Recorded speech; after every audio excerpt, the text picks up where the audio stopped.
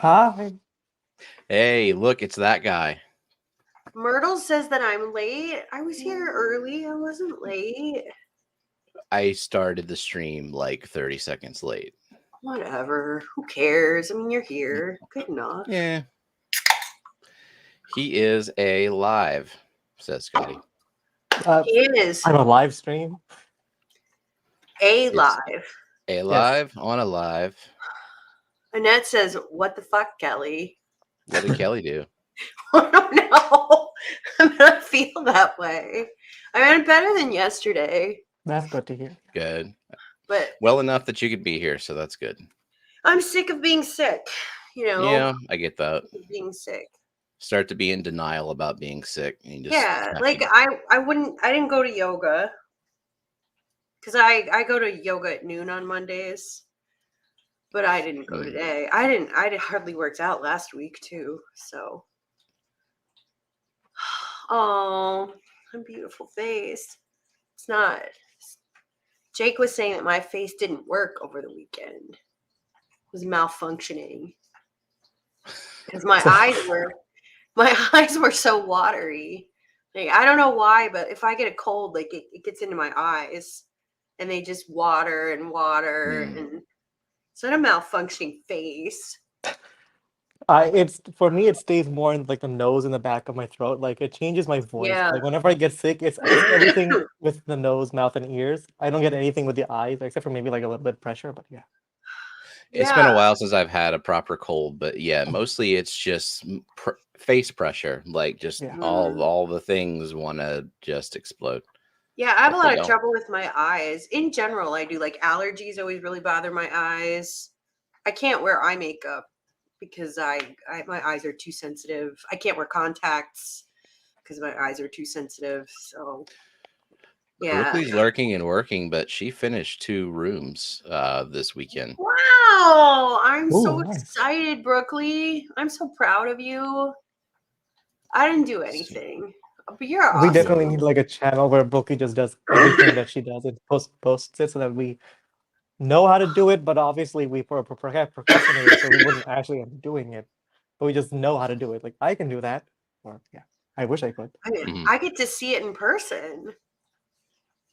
And Jake gets to see Drogon because Jake loves Drogon. He's very excited. Jenna, you forgot to remind me to send my time off request. Jenna, how dare you? It's gonna get approved. I just like have to formally put it in. I haven't done that yet. I mean, I'll sit in on your meetings. She'll do them for you. That'll go well. You know what? I can contribute. Doesn't matter if I know the project or not. I'll find something to say. Just use corporate lingo. You know the words. Yeah. Sure. I'll just say I don't have the bandwidth for that. That's what you say in every meeting. I don't have the bandwidth. Will be completed by close of business. Does anyone have any bandwidth? No, I don't have the bandwidth for that. We'll circle back on that then. Well, yeah. Let's put a pin in it. Yeah. So Noel Brucker, right out the gate, said, "Good afternoon. Right now, any stem plants are not cooperating in any of my tanks. Grr, I think I'll just stick to my crypts, Java ferns, and swords." There's nothing wrong with that. There's nothing wrong, but do you have any water column fertilization going? Because what it looks like is your crypts and swords are thriving, but those are generally root feeders. So if your stems aren't doing well, you might not have enough nutrients in the water. I would say that's true. Also, which stem plants do you have? Do you have enough light for them? Because I would say, in general, stems require more light than crypts or Java ferns or swords. Yeah, that's the most annoying thing about stems is the light situation. I forget to trim them, and then like they get leggy and crappy. Yeah. So when you say they're not doing well, what do they look like? Are they getting algae? Are they getting leggy? Are they just not growing? Maybe you're not trimming them right. You know, because it's kind of not fair to look at some of those fancy Dutch aquascapes on the internets and compare yourself to them. Because what you don't realize is they're trimming like 3 days a week to get them looking bushy like that. So, And I then don't do at a that. certain point, they'll just pull everything out and replant when they have done too much trimming, and there's no more to trim. So Yeah, it's a requirement if you want them to look good. If you still want them to be social media friendly, you have to pull the tops. I mean, like pull all the bottoms, retop everything. Yeah, I mean, some stems grow slower than others, but a lot of them grow pretty fast, and you've got to trim them all the time. So, tell us how they're not doing well. So explain. CAR. This is a new name. Well, Wait, no, it's hello. Coral Aquatic Reef. Did you abbreviate your name? I was like, I don't recognize the name. But then I saw the words and the logo, yeah. We like coral. I mean, we're pro. I like We don't have any, but I like looking at it. I'll never keep it. Yeah. I like. I kept it once. Too much work. Yeah. I like snorkeling around it. That's pretty cool. Haven't done that yet. You should do it, Steven. You would love it. You would love it. You would feel so like free and excited. Would I? Or would I be like afraid to step on an urchin or something? No, because you're floating. Like you're not walking among it. You're floating. Yeah, that makes sense. Yeah, and are you an okay swimmer? Like, are you comfortable swimming? I mean, I float. So if I get tired, I just float. But, and if you're in a wetsuit, you really float. Like they help. Yeah, I'm a decent swimmer. Like I learned to swim at an early age. Yeah, as long as you're like comfortable enough swimming, you'd love it. Yeah. I mean, Jake is not a comfortable swimmer, and he likes it, but he is not. He just sinks. Yeah, I can see that. Swimmer, but I'm a good swimmer, so yeah, you would love it. It's so fun. Cool. Well, nemesis plants. Nemesis plants. I mean, we've all got them. I've got them. Those super rare Ludwigias and Eriocolins that have like random names. Yeah. They need really soft water. I just failed with Blixa species Roban. I just melted. I don't think. Are you going to try again? No, because I don't think my water is soft enough. I have regular Blixa japonica, but the Blixa Roban was the one that was really, really fluorescent red, and that one just melted. So, Noah, we've got more information. I use these for stems and Java ferns not growing. Bottom leaves fall off, some algae. All inert sand substrate. Rotella Ludwigia hygrophila compacta. Lights 7 hours a day at medium setting. Okay, that so they're might not be an issue. I think it needs a little more light. A little more light, and if you're planting the stems too close to each other in sand, they're going to be compact and there won't be enough flow. So if there's rotting at the bottom, the whole stem is going to start getting sad. That's not really the likely culprit for this, but yeah, more light because the bottom leaves are falling off. That basically means that you're not giving them enough light. And 7 hours is not really an optimal time period. I would keep it at medium for now and just up it to 8 or 9 hours. Yeah. See if that does anything. Yeah, I mean, I do. I gotta do 12 hours, but with a big ramp. So. Yeah, I mean, some of my tanks is like 15 or 16 hours, but like it spends 4 hours in the morning at like 5%. So yeah. I mean, and you have yours off so Jenna can enjoy the tank too, because you're on different schedules. So, but I think for most tanks, like 10 hours is a good goal. I only do less than that if I have a problem and I'm trying to kill algae. But I would, bump your lights up, try 8 and then move from there. But you may have to turn them up to high. So I don't know what kind of lights you have. I don't know how intense they are, but try a little more. More light, she said, more light makes my algae explode. I've eased back from 9 to 7. Nitrates usually stay low though. What's your KH? Could be a high KH, just like making the algae too happy. Yeah. And depending on what kind of algae it is, it might be an issue with it. Like everyone says that there are the sand issues, but it's something to look at. If you have the wrong type of sand, sometimes they like release a whole bunch of silicates at the beginning and then they die down. But then after a while, they start releasing silicates again. So maybe Oh, you're your in that pH phase where the is silicates are good. starting to release again. Okay, age is You've good. Yeah, got 2 to 3. Yeah, GH you've of got 2. really good water and a GH of 2, so you don't have to add any GH boost. Unless I don't know if you have live bears, maybe you do. That's really good. BBA. BBA organics. You have to, well, Yeah, likely you have a lot of organics because it's sand, so like everything just stays in the water. It doesn't really sift down to the sand yeah, much. Yeah. Do large water changes for a while. Like remove as much of that algae as you can, like affected leaves. yeah. Don't be Peroxide on any afraid to, hardscape. yeah. Yeah. Don't be Like what afraid Kelly to was gonna throw say, it don't be out. afraid to throw Yep. stuff out. Yep.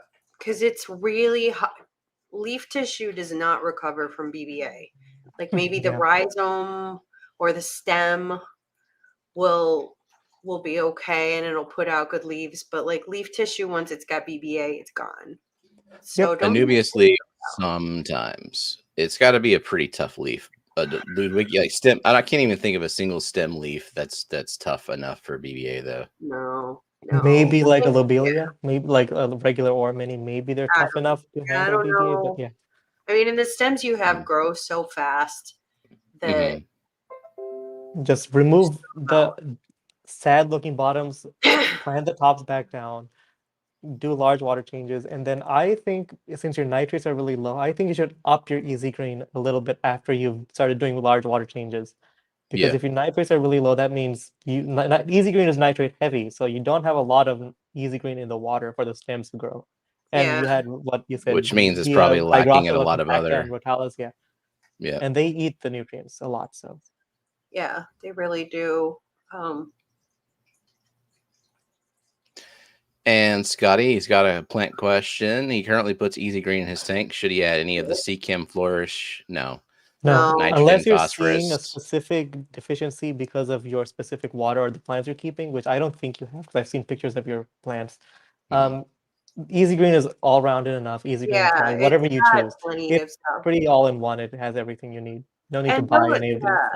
Those Seachem fertilizer products are a waste of money, and the water with a lot of water. Seasoning, the dosing makes no sense on them too. I mean, you don't even dose the same amount for each product. Yeah, no. It's you have to read the label carefully for each bottle, and also the balls are so thin you can't read the directions like that way. They're all there like those are such a and waste. The only liquid Seachem product I use is Prime. Yeah. For dechlorinating, which you probably use safe, Stephen, but you have way more tanks than I do. I still use Prime for convenience. Yeah. Yeah. I go through like one bottle of Prime a year, so I don't have that many tanks. But I do want to get some of that was it Fritz, the ACCR? ACCR, yeah. It's good. It lasts a long time. I've switched to it because I had like a giant tub of it when I had the fish room, and I still haven't gotten like rid of it. So I'm not using liquid fertilizers anymore. I just have to use like a measuring spoon to get the finite amounts of it. Yeah, because you only need like 3/4 of a teaspoon or something for 30 gallons. So yeah. Yeah. So before I get to Silver Creek's question, I'll quickly answer Nathan's question about will a spot tail algae eater really eat BBA? Dan's has some. Yes, that's the reticulated Siamese algae eater. They're really good algae eaters. Now they're not going to just like go after that as a priority. If there's you got to in the tank, they're going to eat food. Yeah. Is that the one that's kind of that gets big? I have you've seen them in my 90. They're real chunky, like that big, and because I have big. They're rounder than most. Like if you look at them head on, they're rounder than most fish. I have the regular SAEs. I never get BBA in this water. I don't know why. I get other algae. This is not like any skill of mine. In other places I've lived, I've gotten so much BBA. But yeah, I have the regular SAEs, and they don't get that big. So what do y'all use to measure CO2? The drop checkers? I use fish, plants, and then chemical. I just look at the fish first. As long as they're not floating up top, I know I don't have too much. I look at the plants. If they're not sad, then I know I don't have too little. And if Yeah. you really want to know exactly how much I have, sure, I'll go with one of those Yeah. drop checkers that you put in the tank. Yeah. Yeah, if you're new to CO2, I do recommend drop checkers. I think they work really well. But I just look at my fish, look at my plants. Yeah, I mean, drop checkers aren't foolproof. You gotta replace that drop checker juice every now and then. Yeah. They're not like, I mean, they're fairly accurate. Like, it's at a glance, it's a good way to see, like, oh, I'm out of CO2 because it's Right. blue and it's middle of the day. Yeah, When I was very new to it, I would do pH tests. Like, I would check my pH whenever like an hour before the CO2 came on, and then like an hour before it turned off, just to make sure there was that 1.0 differential. Right. Which is what you should be going for. I mean, some people don't trust drop checkers at all because of that, but I don't even use drop checkers. So Yeah, I mean, a drop checker is not telling you exactly how right. much because it's a color gradient, but it's a good sanity. Just like I test Yeah. strips, I don't look at test strips to tell me numbers. I look at test strips to tell me like the presence or absence of Right. things. And the thing is that you don't know how much CO2 you need to add if you've never used it before, because you Mhm. may have like watched certain YouTubers who say like 1 bubble a second for a 500-gallon tank. But they could be living all the way in Washington where they don't. Right. And they First of don't all, have 1 bubble per water. second in a And 500 you gallon live, tank is nothing. yeah, and But you live in Iowa. yeah. Well, here's the thing, even if you have KH of 0 in a 500-gallon tank, You need a couple bubbles per second to be bare minimum Yeah. CO2 in that tank. Yeah. Yeah, and you probably need more than a little tiny little diffuser. So until you have that kind of experience, drop checkers are really valuable. And you're already an experienced fish keeper, so you know how to watch your fish for signs of stress. Mhm. And whenever they start like congregating at the top, I know it's time to cut it. Yeah. Like But I don't speaking of, think, tell me if I'm wrong, but I think you have to do CO2 wrong to do it right. Like you have to have done very minimal CO2 where the plants aren't thriving to learn what is too low, and you have to see your fish getting stressed at least once to know yeah, that this is too much. You have to do the bad to do it properly and know how yeah. to fix things. Yeah, and like your fish are Yeah. gonna be fine unless you like leave them that way all night. And that's why I always Yeah. say whenever you put on a new bottle of CO2, don't leave the house. Like make Mhm. sure, give it an hour at least to make sure it's steady, especially if you don't have a nice regulator. If you have a cheaper regulator, it's gonna be harder to dial it in. That's why I You pay the also money. have to learn that hard lesson of inconsistent CO2 where you let your canister Mhm. run out and you leave it for a week or two and then the plants get really Oh yeah. sad. That's You're like, and then you oh, start to be a lot more diligent about refilling. yeah. Yeah, that happened to So, me recently. Like there was a snowstorm here a couple of weeks ago, oh and wow.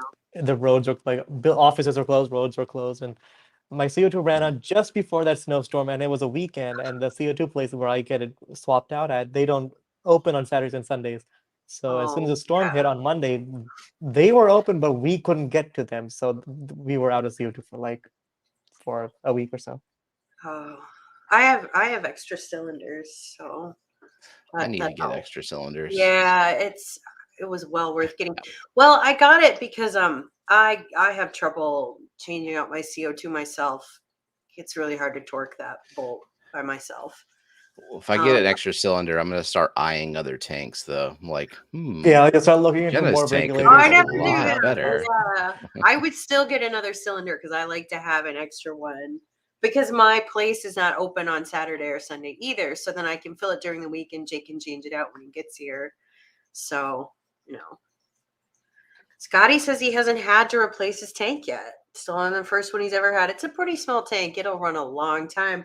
I think on Mhm. my smallest tank, which is what, 16 gallons, it's I have a 5-pound cylinder and it lasted a full year. So you have a bad Yeah, regulator. Yeah, I mean, you just just do it on an off day, like when you've got the yeah, entire day to watch it. yeah. And before this goes away in chat, Jeff said something that I want to delete. What You thought- do you Something say? wanted about to, a juvenile shark. yes. Oh, Cora said, "Wait, who let the stinker back inside?" With his member milestone chat.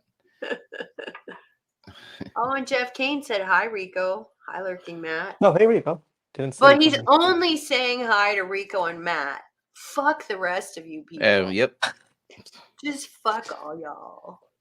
Nabokov says a non-technical technical request. Say someone gives you a light /use, plants what % light they like. How do you set things? What I mean is, how do you eyeball a light intensity and go, yep, this is good? Some people always run lights on high, blast CO2 inverts. There's all sorts of methods. I don't But know. once again, you got to play with the parameters, see what your plants do. You got to up the light, you got to lower the light, see when the plants start acting sad. When you blast it up too much, you got to see when the algae starts showing. And you got to factor in, like, so you can read about that light online, and you can read about other people who use it. You can ask around. You got to factor in, like, if you use a lid or not. Yes. And what type of lid I you use? run Glass, so much more light than or other people do. How do I know, looking at my light, if it's medium versus low? You Sometimes really there's par rating chart online, and you can go by that, like the par at a certain height in the water column. Yeah.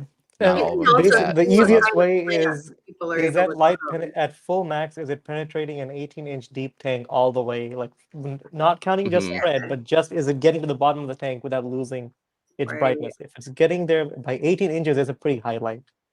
I mean, Some I'll say par that charts are lies. So yeah, I have Fluval 3.0s. I have 3 of them on this 90-gallon, and I'm still struggling growing Blixa japonica the way I because like. It's a light hungry plant, so it Yeah. And I'm you thinking also of got to adding consider what you another have in your one. water. Like, do you have driftwood that's causing tens? Do you have leaves up top that are shading out at times? Is your water just cloudy because of algae or detritus or something? All of that will factor in how strong your light's going to be. And it also factors in, like, what do you need? Like, if you're just trying to grow great looking crypts and Java ferns, well, you don't need Chihiro's lights. We missed a Zinger question. Yep, I have it up there. I refuse to ask any more hair algae questions, but what is everyone's preferred method of CO2 diffuser cleaning? Bleach, peroxide, vinegar? And how do you remove do you remove the disc or just soak the whole thing? I like peroxide. Peroxide, so what I do is I have 2 discs that I rotate in between, because I have the discs over here, they come out of the diffuser, like they just come out. So I have 2 at all times. One of them is constantly soaked in peroxide. Like I'll change the peroxide out every couple of weeks just to make sure that it is still peroxide and not water. But I do that, and then before I switch out the diffuser and put it back, I just to make it completely clean, and because I have a bottle of it, I replace the peroxide with half peroxide and half Excel, just because I have to finish the bottle of it somehow. So the Excel gets all the cleans it up. I don't know what it's doing, but I just have it, so I'm cleaning it. It kills algae. That's the only thing it does. It kills the only thing it does. It also causes cancer. It kills stuff. Yeah. Oh, well, that's good. I do what Nabokov says. George Farmer bleach method works just fine, but I keep a rotation of discs as well. Yeah, I use peroxide. I don't want to have any bleach right by my tank. Yeah. I don't really like the way bleach smells either, so I use peroxide. But either one will work. But then you do have you have another disc. I think whenever we did the giveaways and won the CO2 kit, and part of it, as I sent her a diffuser and then another disc to go with it. There you go. Yeah. And I also like to keep the spare diffuser wet at all times. I don't let it dry out. I just keep it in whatever liquid it's in, so that it doesn't have to soak or anything when you're swapping it out. I don't really have that kind of planning. Not good at that. It's not planning, really. I just have it in a cup in the back of the cabinet. It never dries. So mine's terrible. A terrible plan, because I have it in a bowl that like evaporates every few days, and that's why I chose something narrow so that doesn't evaporate really quickly. Yes, some fucking cat would knock that over, so I can't have that. I kind of now, like, when I do a water change, I'll pull the thing out, I'll splash a little bit of peroxide on it every single time, just to keep it from getting bad. It's 5 seconds of labor that I do every time, and that seems to work. And I don't care if peroxide gets in my tank; it'll be just fine. So, it'll but actually help whatever it touches. I don't like those diffusers. I really love the inline diffusers because there's no upkeep. Yeah, at you just all. have to Yeah, be I'm a sure you fan. have to have the right equipment to run an inline diffuser. You have to Right, have but either if a you canister or have a a stand. canister, and like I haven't, I think I'm gonna switch this one to an inline diffuser because I have canister anyways, so I'm just such a huge fan of them. Yeah, and one more thing before we answer Nabokov's question. For cleaning, make sure you're not touching the disc or using a brush. Like just that the disc itself Oh should yeah, not be touched by your skin, a brush. Never like don't think about brushing any algae off of it because that's just just destroying all the pores. So as yeah, soon as you put a brush on it, it's done. That diffuser is not gonna let bubbles out. You might even break up, you might destroy your check valves if you have them because there will be so much back pressure if it clogs too deep. So don't brush or anything. yeah. Also, like I really hate the glass diffusers. I have the stainless steel ones, and they have discs you can switch out, and I really like those. That's I what I think, sent to Zen. It's the yeah, The and they look CSCSEA good. whatever. something. Yeah. Yeah. The Cloaca brand. Yeah. Yeah, I use that, and I really like it, and they're not expensive. And sometimes I'm just like, "Ah, I don't want to save this anymore. I'm just gonna throw it out and put a new disc on, and the disc is like, I don't know, They're $5. $9 for the one that you and I have. They're $9. Yeah, they're not expensive. So every now and again, if it's bad, I just get rid of it. Yeah, just I like don't feel. at Yep. on average at like a year, just swap it out with a new one. Yeah, If but you the are glass looking for a ones I new feel good. diffuser, I am a fan of the Tropica 3-in-1. Is that the plastic one that has the screw-on thing? Mm-hmm. Kind of cone shaped? Yeah, I think I've Yeah. seen that one. Yeah. As long Usama as sells it's that not on his glass. site. I don't know if he has any in stock, but I actually bought mine from him at the Clash in 2022. As long as it's not glass. I mean, the glass ones look nice, right? But I don't know. I Because don't want. once the actual diffusing part is done, you have to throw out the whole diffuser, the Right. whole this thing, and put a new one Mm-hmm. in. So yeah, Yeah. and And oh, like it's Yeah. glass ones they so get algae, and then easy. once they get algae, you got to clean the whole thing and be delicate with it. It's And so I'm gonna easy to break it. break them when you put the tube back on it. And I don't want to have to worry about like soaking the tube in hot water and like carefully putting it on. Especially with CO2 line, because that stuff is harder than regular. Like I don't use CO2 That's line because exactly it doesn't how really make a difference. I broke a glass diffuser in like the first month of me having CO2 was trying to put the CO2 line on it, just snap the stem off, and I'm like, all right, screw glass diffusers forever. Yeah. The same thing with the I Neo diffusers, the plastic ones that have like the red discs. The Neo The specifically, Neo that diffusers are brand, trash. Do not buy Neo diffusers, yeah. people. If you have one, it They used works. to be That's popular fine. back in the like a couple of years ago. They were the big thing, but once Mm-hmm. once they get clogged, they stay clogged. Yeah, that stupid disc is glued onto it, Oh, and guess and it what pops happens off to again too glue with pressure. underwater? It deteriorates, and in one day, the pressure is gonna just like pop it right off. The glue is soft before you put it in the water, but as it stays in, it doesn't break away. It just gets brittle. So once it's brittle enough, the pressure just explodes. Yeah. So, light. Nabokov fan 87 says my tanks are 20 plus inches deep. Usually, that's deep. That's deep. Basically, you can see shadows. Plants aren't thriving. Yeah, you're gonna need a lot of light. Just to give you some reference, I have 3 Fluval 3.0s going on full blast on top of a 90, and that's what 20 inches deep. 18 maybe. I don't remember how much a 90 is. It's more than a 75. It's more than a 75. And my 90 is 24 inches deep. I have 2 Fluval I think mine is 20. It's 22 or 24, one of the two. Yeah, I had a 2 by 2 foot 240, so 24-inch tall 240s. That thing had, well, at the time the 3.0 wasn't out. I only had Fluval 2.0s. That tank had, I think, 1, 2, 3. Yeah, 3 rows of Fluval lights on it. Yeah, and I have and 3 then rows 1 shop light in the middle. So. And I would say I do have lids, but I am only getting medium light, and I'm sort of thinking about putting another one on there, which is absurd. Like at a certain point, I should just get Chihiro's. Just take the lid out and turn the whole lid into. I know. Like what I had. I Behind me know. right now. Before I put the Fluval on there, I had Nitro lights on there. The whole thing was just Nitro lights as a lid. because I needed the light. So So yeah.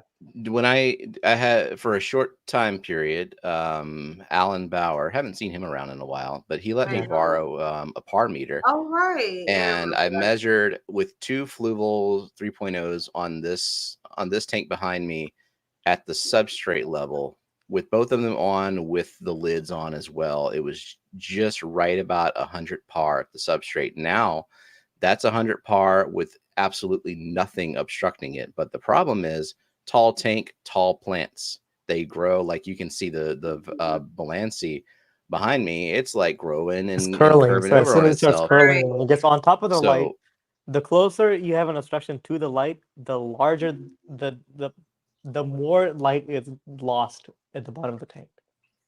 yeah, so there's nothing that I can even put like remotely requiring high light can be at the substrate level, because I let my tanks overgrow, and then that shit gets shaded out immediately, and I lose plants. That's why I redid this tank, because it was just too many tall crypts shading everything, and I wanted to be able to grow other things. Also, I wanted my rainbows to have some room, but I still am having trouble with Blixia japonica because it's just not getting enough light, and so it's. And you've got a quite hard water, so it's I don't already know. going to be stagnant. I mean, I have medium hard water. Medium-ish hard, but it's still not soft. Yeah, my KH is 6, which is not awful. It's in the green zone for plants. It's just not the higher end of the green. It's in the lower. It's not that bad. Yeah. So Coral says, Kelly, are you dying? I mean, maybe. We're all dying eventually. What did Coral? Yeah, he was saying his solution to deep tanks and light is just add more substrate, which is true, because it'll bring the plants closer to the light. Yeah, so, just meet the light halfway. Yep. I'm just gonna spend my niece or my nephew's inheritance money on Fluval stratum, and but in large tanks, deep tanks are generally large. So to raise a substrate that much, you might as well just get another light. It's the same cost. You won't have to have to deal with extra substrate, because having that high of a substrate generally adds circulation issues within the substrate. Like water's not moving in the substrate too much, so I guess it knocks. Then you got to think of ways to like have tunnels and stuff. Like you got to worry about deep substrate. I mean, the top aquascapers, they hill their substrate up so high. Yeah, but then they have mesh bags at the back where they don't know. Like on Green Aqua, they never put in mesh bags. Like they got to do something to keep because otherwise the like stratum and stuff, it levels out without some kind of barrier or fill up the hardscape. I mean, but then also those aquascapes, they don't last that, like the green, whenever they run those scapes, they don't let those run for too long. Those aren't the long term. They're not going to run more than, let's say, a year. So, but there's a strategy. You could hill up your substrate, but like Navikov's original question was like eyeballing a light, and you get a light and you put it on the tank, and you see how far it penetrates down, and you see you don't have a par meter or anything, and you're looking at your plants and what they look like with that light on there. One thing that I used to do, this is just as an experiment, like just as a par meter, a cheap one, take a piece of PVC, white PVC, dunk it in the bottom of the tank.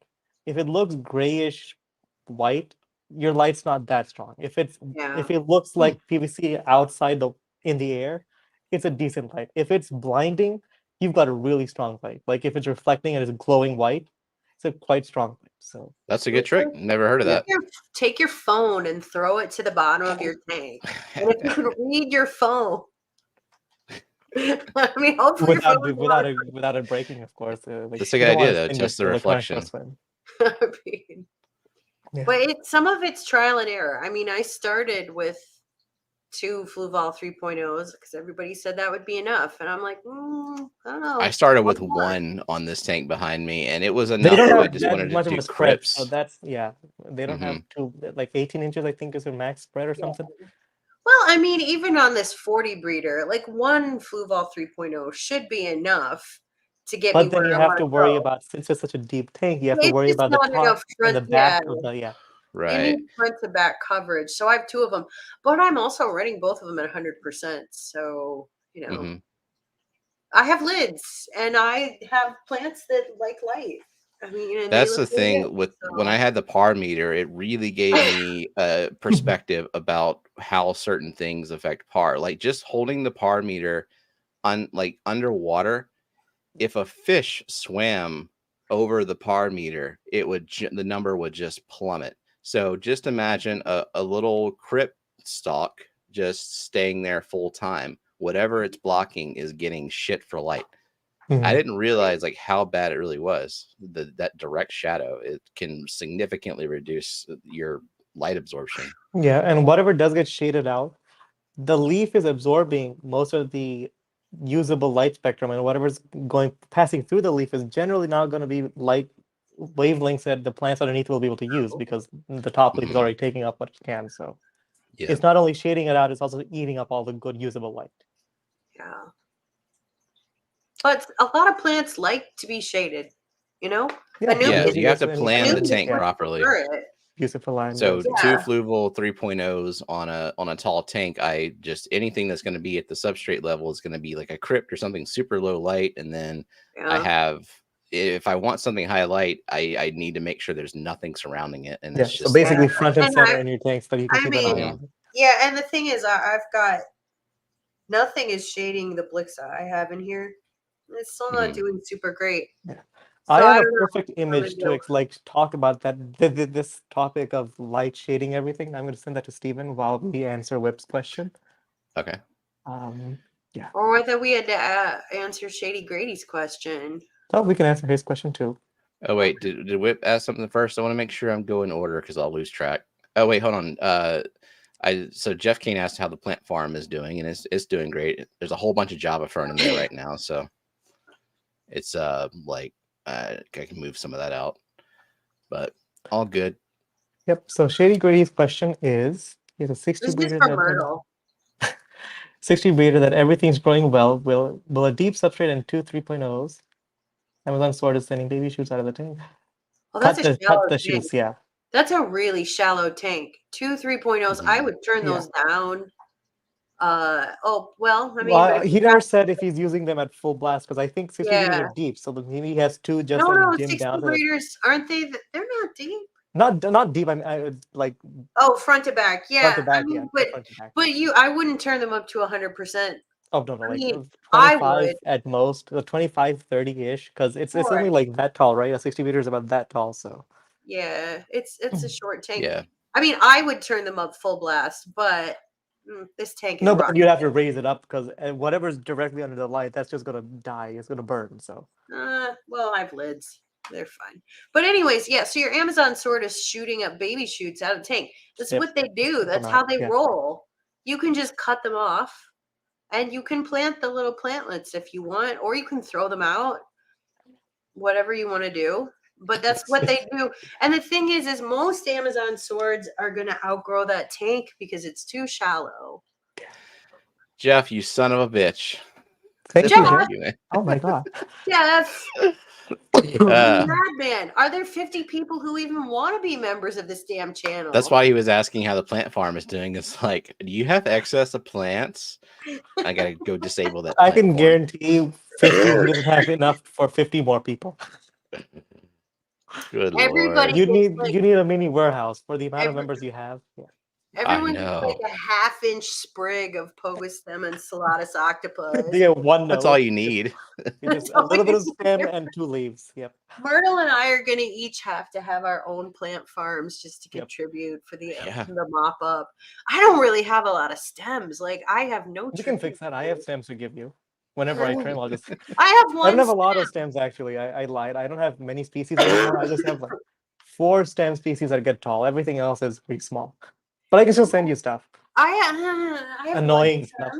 Yeah. I have one Even though I knew you stem threw out like half really the stuff I sent, but we'll send you more. If it's a really slow growing and attractive stem that requires little trimming, I'll take it. But those 3 things are not often fulfilled. Like that Pogostem you sent me, I really like. That's a slow the Dasein, yeah. I don't have that anymore because I think it either got shaded out or I think I sent some out to someone thinking that the one stem that I had would live. I can't remember what happened to it, but I don't have it anymore. I'm okay with not having it for now. the pogodacin, the pinkish purple. If you want it back, I've got plenty of it. It's doing well. I don't know where I'll put it though, because I don't have room for any tall stems in that tank right now. So I have no plans to get rid of it because I really like it. It's me too. Nice I like it. It's very. I'll probably put it on the plant farm at some point because I've got enough now that I can really like propagate a bunch and send everyone at least a stem. I know if you do, for the people who are gonna fill in the form, if you do select pogodacin, make sure you have highlight, good water, and nutrients, because it's a really picky stem when you don't give it what it needs.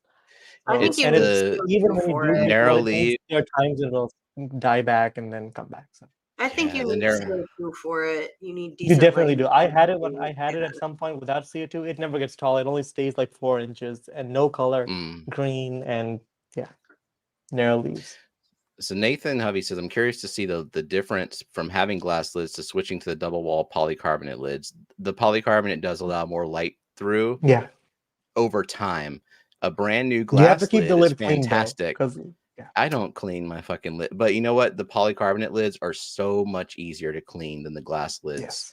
Yeah. Even calcification, it comes off easier than glass. Yes. So. It just, I just don't like the way polycarbonate lids look. They're not an elegant, pretty solution, but I have them on the plant just don't farm look at the top I have of the rainbows in there. And I have a bunch of I bought like the $80 sheet of it from Home Depot. I have plenty of it. I could probably put a lid on all my tanks. It's clear than glass, though. Yep, and it's the clean factor that you don't have to like soak it in vinegar for hours to get that horrible scale off of it. My water is just not that hard in Indiana. When I lived in Iowa, that was a problem. Like I got hard water lines in my tanks. No, I couldn't get rid of them. But here, it's just not really an issue. I only clean my lids like, I don't know, once a year, twice a year.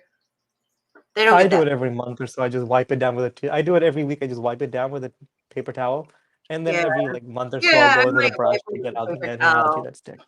They don't. The last time I cleaned a glass lid, I made a short of it, and because I made a short, I thought it was very recent, and then I looked at my analytics. I'm like, oh, I did this well over a year ago. Yeah. That was the one where it was like green algae all over the lid, right? It's just, I don't know, it was just filthy. Green and probably been at least a year. It looked like it was a stained glass. Yeah, that's what most of my glass lids look like year round. So yeah. Real quick, before we answer Coral's question, because Renee asked, how do you deal with the holes? I'm guessing he's talking about the twin wall polycarbonate lids. I forgot the name of it, but there's like it's U something. You find them at Home Depot. They're little strips. I just put those on the side. I'll find that. I know I shared it with Jenna or someone at some point. So are you talking about the J channel for vinyl siding? Yeah, that's what it was. U channels and J channels. Yep, those things. Yeah, they fit those lids perfectly. So just buy. They either come in rolls or straight lines. It depends on where you're buying them from. Just U channels. There we go. Yeah, just buy. Yeah, U channel. Plastic ones. Don't buy the metal ones. The plastic one works perfectly fine. Cut it up to this length and it slides in perfectly. I mean, Madagascar lace will shade some light out. I mean, think about it. It won't let all of it. If you can see through it, then light is getting through. Yeah, but think of it as a strainer underwater. The strainer holds some of the water when you let the water through, but some of it's still going down. So yeah, I would hope that the water all goes through the strainer, but your spaghetti at some point, like if you have enough water going in, it'll more like fill up before it drains. There, you don't have enough holes compared to how much water you're filling. I mean, that's a crappy strainer, Myrtle. Well, I meant to say a sieve, like one of the really small mesh holes that take a while. Not like a pasta strainer, like a sieve with like the fine mesh holes. A brine shrimp with Myrtle, highly ineffective. Like a brine shrimp strainer. There we go. Yeah, brine shrimp. Baby brine. Yeah. Why is it taking 25 minutes to strain the spaghetti? What's gone wrong? Grant came in. Hope you're doing well, Grant. Hi, Grant. Let us know if you having surgery. Like, how's that going? Are the doctors finally agreeing to listen to, like, take a look at you? You gotta demand demand it or find another doctor. Yeah. It's really hard to find get an appointment with an orthopedic surgeon. There's such a shortage of them. I have a friend who's an orthopedic surgeon. He's a spine surgeon, so we can't help you, Grant. But Whip like, said, I asked nothing. Yeah, I realized what happened was I saw Shady Rady's comment, but then I read your name in chat. So I associated Shady Rady's question with your name. And then, yeah. Why not, Whip? Why don't you ask us something? Yes, ask us a question. Well, I have a question. My question for Whip is, have you tried to bypass your water softener? Because he's on a water softener, and so he can't. His plants get sad. Sodium. They don't like it. In fact, when we worked in the lab, so it's kind of standard laboratory procedure to adjust your pH if you want it to go up in a solution with sodium hydroxide because it's a cheap base. But whenever when I worked in plant labs and I would make plant media or any buffer for using a plant, I would use potassium hydroxide because plants hate sodium ions. If you can get a tank like that going, Whip, and bypassing your water softener, I will hook you up with a bunch of plants. Yeah, I mean, your water is so hard. It's still going to have that problem, but easy plants should be okay. But the thing is, since your water is so hard, you're going to have a lot of sodium ions coming out. Yeah. If tank size isn't an issue for you, like if you're fine with a tiny mini bowl to play with plants, you can like go to grocery stores and buy like a gallon of RL water at a time, and then that'll last you a couple water changes. Just have a small bowl. This is Whip we're talking about, Myrtle. He's not going to have a small bowl. You can't put like.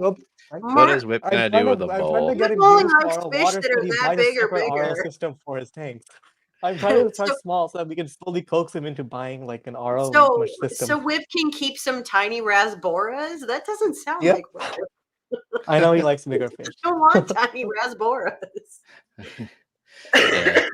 Thanks again, Jeff, for the gift. At this rate, that's awesome. At this rate, everyone gets one duck, except for me. I'll pass on the plant form if duckweed's on it. So we have some medical news from Funk. Aquafunk. Oh. My doctor makes me turn my head and cough all the time, but what bothers me is that he's my dentist.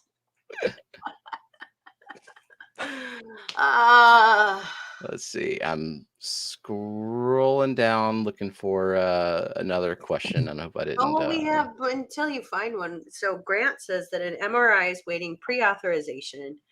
I have seen. Wait, hang on, it jumped. I have seen 3 separate doctors, and everyone is afraid to even take it out of the immobilizer. Oh my! This one is getting me further. Hopefully, an MRI is in the next 2 weeks. Well, that's good. That's so tough. God, knee injuries—they're so hard to recover from. All right, what are we looking at? Oh yeah, so this is my tank, roughly from 3 weeks ago. The plants that are overgrown a bit right now because I haven't been home in a while. So you can see, my mouse isn't going to help, but like in the center line between the front and the back, it's quite shaded out. That's where I put the low light stuff. So where your mouse is right now, like the Samolus is over there, and then if you move to the left, all the Anubiuses are in that dark patch that's right next to it. The exposure doesn't let you see anything, but in person it's a lot brighter than it is here. But you can see that in the dark spots, that's where you put low light plants like your Anubiuses, crypts, any non-fussy bucephalanders that'll do fine in low light. Yeah. And then like light heavy stuff you put in the front, wherever it's looking bright. So yeah. And for stems that require high light, so the tops of them will get lots of light, but the bottoms might look a little ragged. But you just layer crypts in front of them or hardscape in front of them, and it covers up those ragged bottom parts. And so it still looks really good. That's an aquascaper's trick.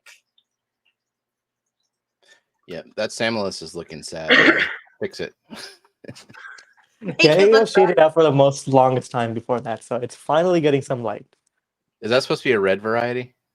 Yeah, it was completely green. It was an olive green before that because it was shaded out by the Persicaria and the the green Sisyphophoral, the moffat-looking thing, that's a Myriophyllum. Those two are the fastest growing stems they have in the tank right now. So if I don't trim them once a week, they'll shade out everything in that region. So yeah, the Semolus was shaded out for like at least a month, and then it turned into sad. Yeah, it doesn't like that. So Whip has weighed in. Oh, but we're gonna talk to Coral first. Yeah, I'm behind. So I'm not even trying. I'm trying to try. Someone's trying. So I will answer this because Coral asked this question, but if the username was Scotty the Fish Freak, I would have said something else. Are there any aquatic plants that you would recommend propagating immersed? I have my grow bed mostly unused above one tank, and I'm tired of cutting and propagating your pothos. Try We have one. If looks are something you're going after, but Kelly and I are going to recommend Pogo erectus because it has beautiful purple flowers that are like that tall. So pretty. Other Pogostemums also have purplish flowers that look nice, but erectus is the best of the whole genus. It's really pretty. Yes. It's like I did try to grow it in my pond this summer and it didn't do well, but I might try it again. Yeah. If not that, then any of the water primroses, if any of the Ludwigias, they'll grow really fast. They'll look really similar above water, so you don't want to put more than one. But Ludwigia, like Arcuata, they have nice little yellow flowers that look like little poppies, or I forgot what the name is, but yeah. You can grow pretty much anything you want out of your tank. Yeah, all the stems pretty much. Just don't do Rotalas because. Oh God, I got little sick. There's not one that I would really consider doing immer. Like, so pothos is fine. Like, I'd just let that dangle out of the tank. But yeah, in terms of like aquatic plants where you do like the dry start or something like that, The thing is like, if I'm going to grow things out of the water, it's not going to be an aquarium plant because they're kind of boring. Yeah. They all look like green bushes above the water for the most part. Unless it's a succulent, most house plants will work. There's a Serpa design video that came out this week that talks about how to grow house plants immersed. I think it's a really good video. I would recommend. I haven't watched it yet, but if it's based on the stuff that he's done in the past, he basically uses sponge media for the large house plants and wraps it on the roots and then puts it in the water. It's a good video, and also he has a list. Oh, Brooklyn sent me a link to that. Yeah, and he's got a list of plants he's tried. So that's really, you can just go to the plant store or Home Depot and try some of those. There are way more exciting things you can try than pothos. Yeah. But if you want specifically aquarium plants, any like the Pogo, Alternanthera Bernecki, any of the red varieties of Alternanthera, they stay red when they're grown immersed. They do, and the thing they're fuzzy. They don't have interesting looking flowers, like beautiful ones, but they're interesting in the way that they stay at the nodes and they're little white, kind of like little heads of cauliflower on the stem when the flowers come up. So there's lots of different species of Alternantheras too. Some of them are only terrestrial. Some of them are they're available in the garden center, and like we're getting up on the time. A couple months will be at the time of the year where they'll have lots of Alternantheras just in the annual section of the garden center. And those I've done those in ponds outside, and they work really well. They would do well indoors too, as long as they got enough light. So if you don't have a good window, you're gonna have to put a light over them. That's right. It's almost followed up on his question. Coral was saying he just meant a plant that will hold in the leca and will propagate easily, so he can gift or convert and sell later. Just do house plants. House plants, or again, if you still want aquarium plants, Persicarias, they're fine with low humidity. Like not too low, of course, but they're fine with low humidity. Their stems are strong enough, and they have extensive root systems, so they'll hold the leca in. And I don't know if anybody wants a Persicaria as a gift. That's true. I mean, I don't even know what that looks like. When it comes to the immersed stuff, I'm total noob. That was behind the Semolus. If you go back to the picture, that's what it was. Yeah, the long red stuff. Yeah, just do houseplants. Houseplants are the way to go, and you can buy them little, and you can grow them big, and you can give people cuttings of them. And and there are different varieties of Persicarias. So that one is either Caligonium or Sao Paulo. Like I forgot which one it is because Luke Wong sent it to me a while ago. I can't remember which one survived. He sent me both species. I don't remember which one survived. So it's a Persicaria. Okay. What is this And next then, to it? yes, lobelia is a more terrestrial plant. It will grow tall, which So is much why I didn't better. recommend. Yeah, it'll be Yeah, really and the tall. It's thing is, like 3 feet-ish. So if you want a lobelia, get one from a garden center or a pond store. It's yeah, gonna look where they're way pre-immersed. better. So yeah. It's gonna look way better. And I honestly don't think there's any point in growing lobelia in an aquarium. It's not that She great of a says plant. while I have a lobelia growing in the right-hand side of the Right, stand. because like I grew them in my pond last year and they were like 4.5 feet tall, giant red spikes, and bloomed for months. Like they Yeah. were awesome. I tried And you in the take that and pond. compare Maybe to this, next where this. there's no color in it. Yeah. I think it might be too hot where you live, Steven. Like I'm in their native range and you're just out of it. So I wonder if it's too hot where you live. Could be. Myrtle, But for me, what they do really well. plant is this right here? That's the lobelia cardinalis. That whole bush over there, that green section, All of this? all of it is lobelia cardinalis. Yeah. Like the Oh, regular these variety, not leaves the look a little dwarf. different right here. That's because it's folded up. It's in the nighttime, so the leaves came up a little, but they're generally Gotcha. flatter. So, yeah. Okay. And I used to have the mini variety as well, which is much shorter than that. It stays 4 to 5 inches on average. Yeah. Yeah. And I you have the can mini and some low tech. Yeah. I mean, it's fine. It's like a little happy little bush in like in the Mhm. mid ground in some of the tanks. It's Doesn't a lot do fussier much. than the regular lobelia, though. Like if you let it shade out for too long, it breaks down. Mm. yeah. The stem dies much faster than the leaves in that lobelia species, in the mini species. And they're not a good plant to try to get to bloom indoors because they need day length cues to bloom. Because remember, they're native to the prairie states in the United States, where they bloom in response to long summer days.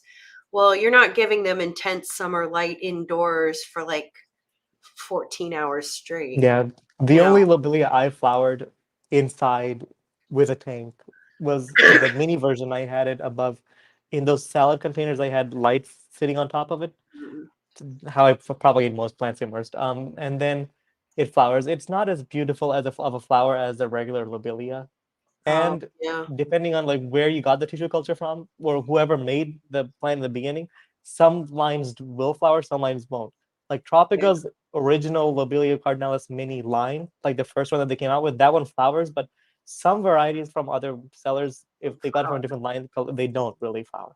What'd you send me? Because that's what I have is whatever you sent me. It's a mini one. I sent you both at one point or another. I don't remember which one you still have.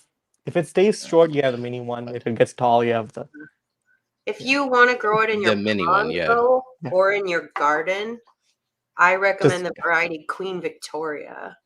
Is that the one with the blue flowers, or is that No, that's Lobelia syphilitica. No, but the Queen Victoria has like maroon foliage, and it gets like 4 or 5 Oh, feet. that one, yeah. The spade type, the pointy, yeah. Yeah, and it'll grow well in your garden too. It's native to a lot of the United States. It might be a little too hot for where you live, Stephen, but for most people in chat who are in a temperate climate, it's just too damn hot here for everything. You know, they're Steven, just but Steven has a lot of cannas and other lilies that'll grow well in his area, though. Like if you said before, you have ditches that you've seen cannas growing, so you've got those to look forward to. And just can't be living, isn't it? I started the pond too late last year, but now the pond is going. I mean, right now it looks like shit because it's just like chock full of algae. So does mine because it's chock full of ice. Yeah, there's still so does mine still plants that are like not well. There's the juncus, the spiky juncus, whatever it's called. Is like huge and it's doing. You're not juncus repens perfectly. Yeah, that's spiky one. You know that plant overwinters even for me. The corkscrew one does too. That's a really robust plant. So, yeah. So anyone who's looking for the form, it just go to my channel membership tab, like, and just scroll down. Click the link that I just put down, and then go to community afterwards, like the membership community one. Thanks for making it easy for a Myrtle. I told Zen about this, but I just have text replacements now, so I just put in Steven member and the whole thing pastes itself. So it wasn't really, a lot of work. But to answer Shady Grady's question, I have an Iguazu sword. Yes, I do. It's split a few times and I replant them and they're all doing great. Some people have done the slice the whole sword in half with a razor blade. I'm not confident in my razor blade skills that much to trust that either half will survive after I cut it. So I just let it grow, and if it'll split on its own, yay. If it doesn't, I'll just buy another one if I need more. Um, yeah, I've only let it naturally split. Like even when I had it a couple years ago, I never really tried cutting it. The time I did was with scissors, and that definitely did not work. So I did not try with a razor blade again. It's easier to propagate those by just pulling off the plantlets. Which is why I said let it just propagate naturally and whatever pops Yeah, in. because it sends off so many little plantlets. Well, not the iguazu swords. They don't. Oh, They're they really don't that much? No, they're very slow. Like Yeah. one leaf a week is very fast for that sword. Like in my experience, at least. Oh wow! Like a And slow sword. I'm getting. It's not like the common Amazon sword type plants where they'll send off spikes or anything. I haven't ever seen an iguazu sword send spikes. A slow one is what's that mini Carnodoros that I just got? I can't remember. Someone that's I like think I think you shared the name with us. I did. I Bear shared. something. I think no, it wasn't Bear. It was something. I don't remember. Thanks, Steve, for gifting not membership. doing Thank you, Steve. super well, but it's starting to do better. But I wouldn't say it's doing great. Again, I need more light in that tank. Econodorus aflame. Oh, that one. That's so short. It's like 6 inches tall. So, and those Iguazu is even shorter. It only gets like 2 inches at most yeah, because the leaves stay flat. guy. So yeah, they don't. The leaves don't come up. They stay flat. yeah. Haydai Pearl is my favorite multi-purpose sword. It doesn't get any taller than this right here, and it looks really But nice. it's a wide plant, though. It still gets wide because the but leaves. this is a big tank. Yeah, this is a big tank. So I do trim it. And it's beautiful looking. It's not like a green Amazon sword. It's got nice coloration on the leaves, and each leaf looks a little different color. Yeah, So I like it. And the next plantlet it throws out is yours. Oh, thank you. But it's slow. I mean, it's slow. Yeah. I think I have a spot for it. I just know that whenever that Haydai Pearl comes my way, I'll have to. I have a spot that I know I'll clear out. Yeah. I mean, you got to make room for it, though. It's so nice. Yeah, definitely. So nice. I still wouldn't keep it. I don't know. In a 40, it's a little pushing it. Yeah.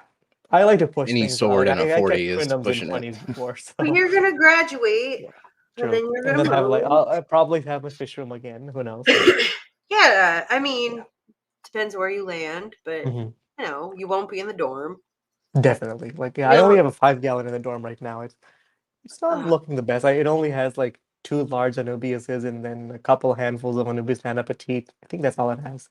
Yeah. Maybe some Parva. Yeah. Yeah. It's just to have the fish in there. Oh, speaking of lights, Aquarocks Colorado, they're not selling Chihiros anymore, so I think they have a discount code for it, Kelly. You said you wanted Chihiros for your big tank, so if you want one, maybe now's the time to get one. Why are they stopping the Chihiros? I don't remember what it was on Instagram. I was seeing his post somewhere where he was like, Chihiros is changing the way they vend their lights, like they're changing the vendor system, so he's no longer a vendor for them. I think. It was a business decision, which is too bad because I always recommended people to him to buy their Chihiros lights. The thing is I really hate that app. Yeah, I think Fluval has the best app for any aquarium light. So easy. And the Chihiros. I'm not a big fan of the Fluval app either, but it is what it is. It's fine. It's so easy compared to the others. It's a really good. You haven't tried the Chihiros app. I haven't. No. It's worse. I'll show you There's it the when other I come light down that came out. I forgot what it was called. Is it this one, Weak Aqua? Weak Aqua, there we go. That is a terrible app because I've heard from some people, like I was selling plans to this guy and he was like, I bought a Weak Aqua light and it looks good and everything. The app sucks. Like he sent me a screen recording of him trying to do things on it. Yeah. It's not really a good app. Well, Geek said it's the best of all the crappy apps. I like from the screen recording that I saw, Geek, the Fluval app is much better than the Weak Aqua app. I think the Fluval app is really easy to use and it's very intuitive. The only problem with it is if you have multiple things to code into a light, it's a lot of steps. That's the only bad thing with it. You got to scroll up the light. It's very intuitive though, and I don't do any of their custom presets. I just set them all at 100% for the or I whatever. don't like the sliders. I wish you could type things. I like sliders. I have tiny, tiny fingertips. You're gonna have big, fat fucking barrel fingers. Just do it on an iPad. Speaking of barrels, I wanted to. I don't know what a barrel diffuser is, but Navika was asking, considering all the CO2 hotness right now. Barrel diffuser the thing where like you have a bubble and then it goes sideways across a line and it comes up and then it goes like the little kid. Oh, is it like remember the Hagen bubble ladder? I thought that was like the ladder. Yeah, but there are different types of them. So maybe one of them is a barrel type. Like there's a spiral one, there's ladders, and then You should not buy the Hagen bubble ladder or anything that works like a Hagen bubble ladder. Let me tell you why. Algae gets in there, then you got to pull the whole thing out. Yeah, because like it's so cool the first day you run it and the bubble goes and you watch it and it's so cute. Yeah.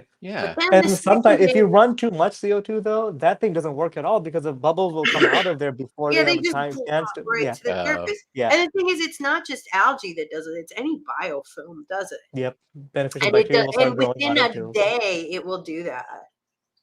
Geeks says he still has a Bible ladder in a bin.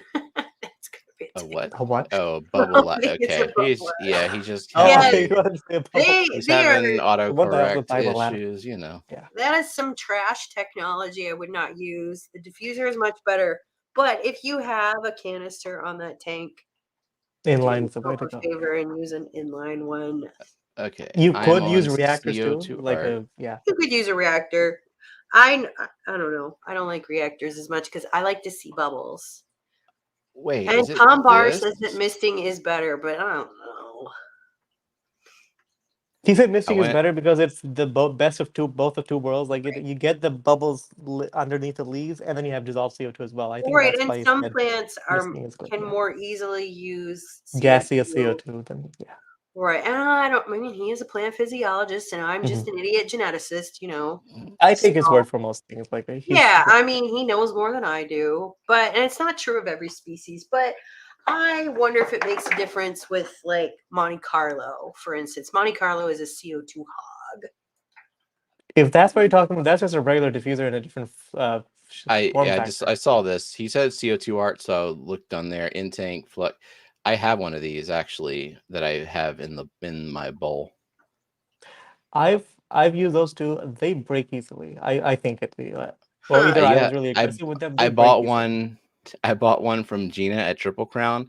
Got it home. Opened the package. Dropped it on the floor immediately, and it was useless.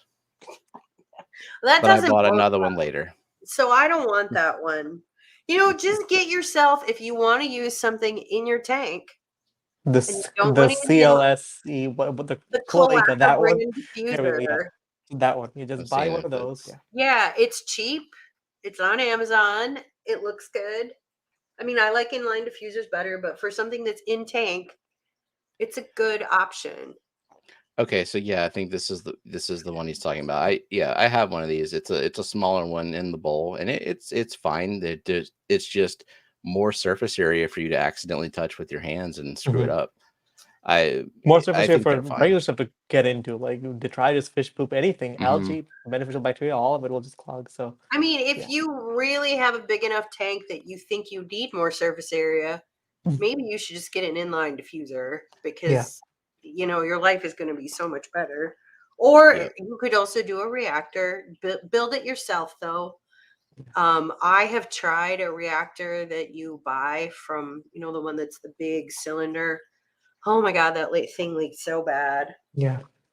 I built mine. I didn't know it was called a Rexburg reactor because I remember having a conversation on stream once and we were like, I don't know what a Rexburg reactor was. It was basically what I had built out of PVC. I just didn't know it was called that. You know what? They work. They keep your water crystal clear because everything dissolves within, like the bubbles are going one way, the water's going the other. But the bubbles are going up, the water's going down is basically what's happening. And then they dissolve before they have a chance to get into your tank. So you don't see anything. Here's the thing. You didn't know about it. So let's just call it the Myrtle Sing reactor because Rex Grigg it was not mine. It was a design that I got off of not Google at that time. I forgot what it was. I think it was a fish store that they had printouts of the reactor. Did Rex Griggs even invent that style of reactor or was it around before? I don't know, but he was kind of an asshole. Like he was I one of built those one. I've people. heard. He was one of those people on the forums who just delighted in being an asshole. Also, he was in the Marines like 25 or 35 years ago for under a year, but it was his entire identity. Like, I think 6 months he was in the Marines, maybe not even that. It was his entire identity. Isn't it fun when you're new to the hobby and like he's one of the first type of personality you encounter when you try to ask for help? Like for the current times, like that, right? He's not around anymore. Like I don't think he's around. I don't know if he's alive anymore. But currently, if you're a rainbow fish person and you're a beginner, you don't want to talk with Greg Sage directly. But he's very passionate about rainbows. So yeah, he's very passionate. Yep. I'm a moderator. I'm an admin on that forum. Yeah, I mean, I recommend going to a Gary Lang talk. Sure. From what I've seen on did I say Greg Facebook. Sage? Yeah, I wouldn't recommend like getting into a debate with Gary Lang or because he's very passionate about it. Well, that's passionate. That's a nice way to put it. Yeah. Passionate. Yeah. King Boy says, people that delight in being an asshole. Horrible, right, Matt? Matt's not an asshole. That's so Coro asked the question: has anyone ever tried running CO2 during the day and O2 at night? I mean, O2, no, I never. Airstone at night. Oh, Airstone's okay. Oh, Airstone. I wonder if he really means O2 though. The Airstone like runs 24/7. The CO2 runs when the lights are on. Yeah. If you have a sump, I just run CO2 24/7 and then put plants in the sump and then have them on a reverse cycle. So plants are growing in the night in the sump, and then in the day they're going up top. I ran an Airstone at night on this, but I got sick of it. It's too noisy. I don't. Turn the bubbles finer. Just no, but the vibratiness. Oh, that. Put a sponge underneath the under the pump. But it broke, and I just decided I'd never replace it. So that's how I if you have a noisy air pump, the fix is just put a sponge underneath it if it's vibrations that you're worrying about. My fix was just to ignore it. In the 90, I have an Eheim air pump, and the diffusers that it came with are like it has the felt, like kind of like the Neverclogs, but they're larger. It's like a spherical Airstone, and I haven't had to like clean the felt or anything in 4 years that I have it running. And I do this, like I have it running at night, and they're not too noisy. I can definitely tell when they kick on, but I sleep with like a white noise machine and then like a fan. Yeah, you're not hearing the air. You're not hearing I wouldn't like that. I like to sleep in silence, so that would really fucked up. Me. I like silence. I would not be able to fall asleep in Kelly's house. Nope. Thankfully, silence lets the thoughts intrude and stuff. And I don't have that problem. There's no thoughts. There's no sound. There's no thoughts. I just go to sleep. I wish I had that type of brain. As soon as I stop talking, the thoughts come into my head, and those thoughts lead to more thoughts, and then those thoughts get distracted by other thoughts, and then sometimes there's a sound of some cat barfing, but that happens a lot. Like, God damn it, cats, trying to sleep. Or Jake and I call it litter heaving. Like, you can hear their litter box. They're like punching the litter in the other room. I'm like, why? Why do you have to heave the litter so much? But no, I don't need any noise to sleep. My tanks are downstairs, so I couldn't hear them anyways, but it was annoying me. So I have spray bars near the surface in my tanks, so there's plenty of circulation. Yeah. So my fish are fine. Passing Wind uses the methane method. Okay, just all right. Just run a direct, not a good way to line. Get gases into your tanks. I'm guessing that's where Passing Wind was going because he's passing wind in his tank. You know what? I realized that there are lots of ways to do this hobby, but don't fart into your tanks. Yeah. When I was really new to the hobby, like this was when I was still a kid, a younger kid.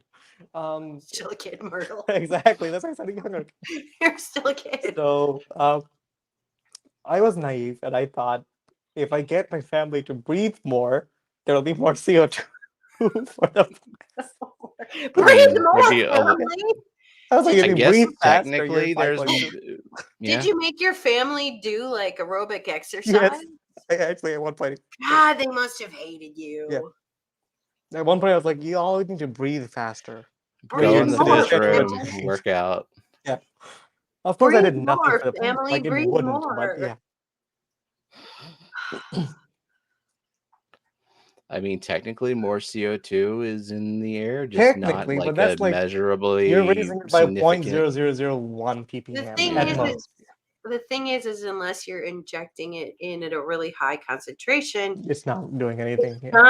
Water does not dissolve CO2 that effectively. Mm-hmm. So that's why you need a diffuser with really fine bubbles so that there's as much interaction between the water and the CO2 gas itself for it to dissolve. Pushing the equilibrium constant of that reaction by adding more of the one side so you could get more dissolved. But it's not very soluble in water. So. No, I thought that like by injecting CO2, like that the carbonic acid would reduce KH by a good amount, but it actually doesn't touch it hardly at all.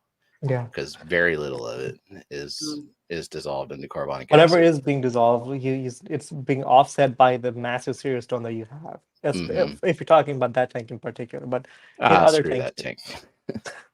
That tank is doing okay right now. It is kind of it's a bit of a battle, but a lot of plant density in there now. It's doing okay.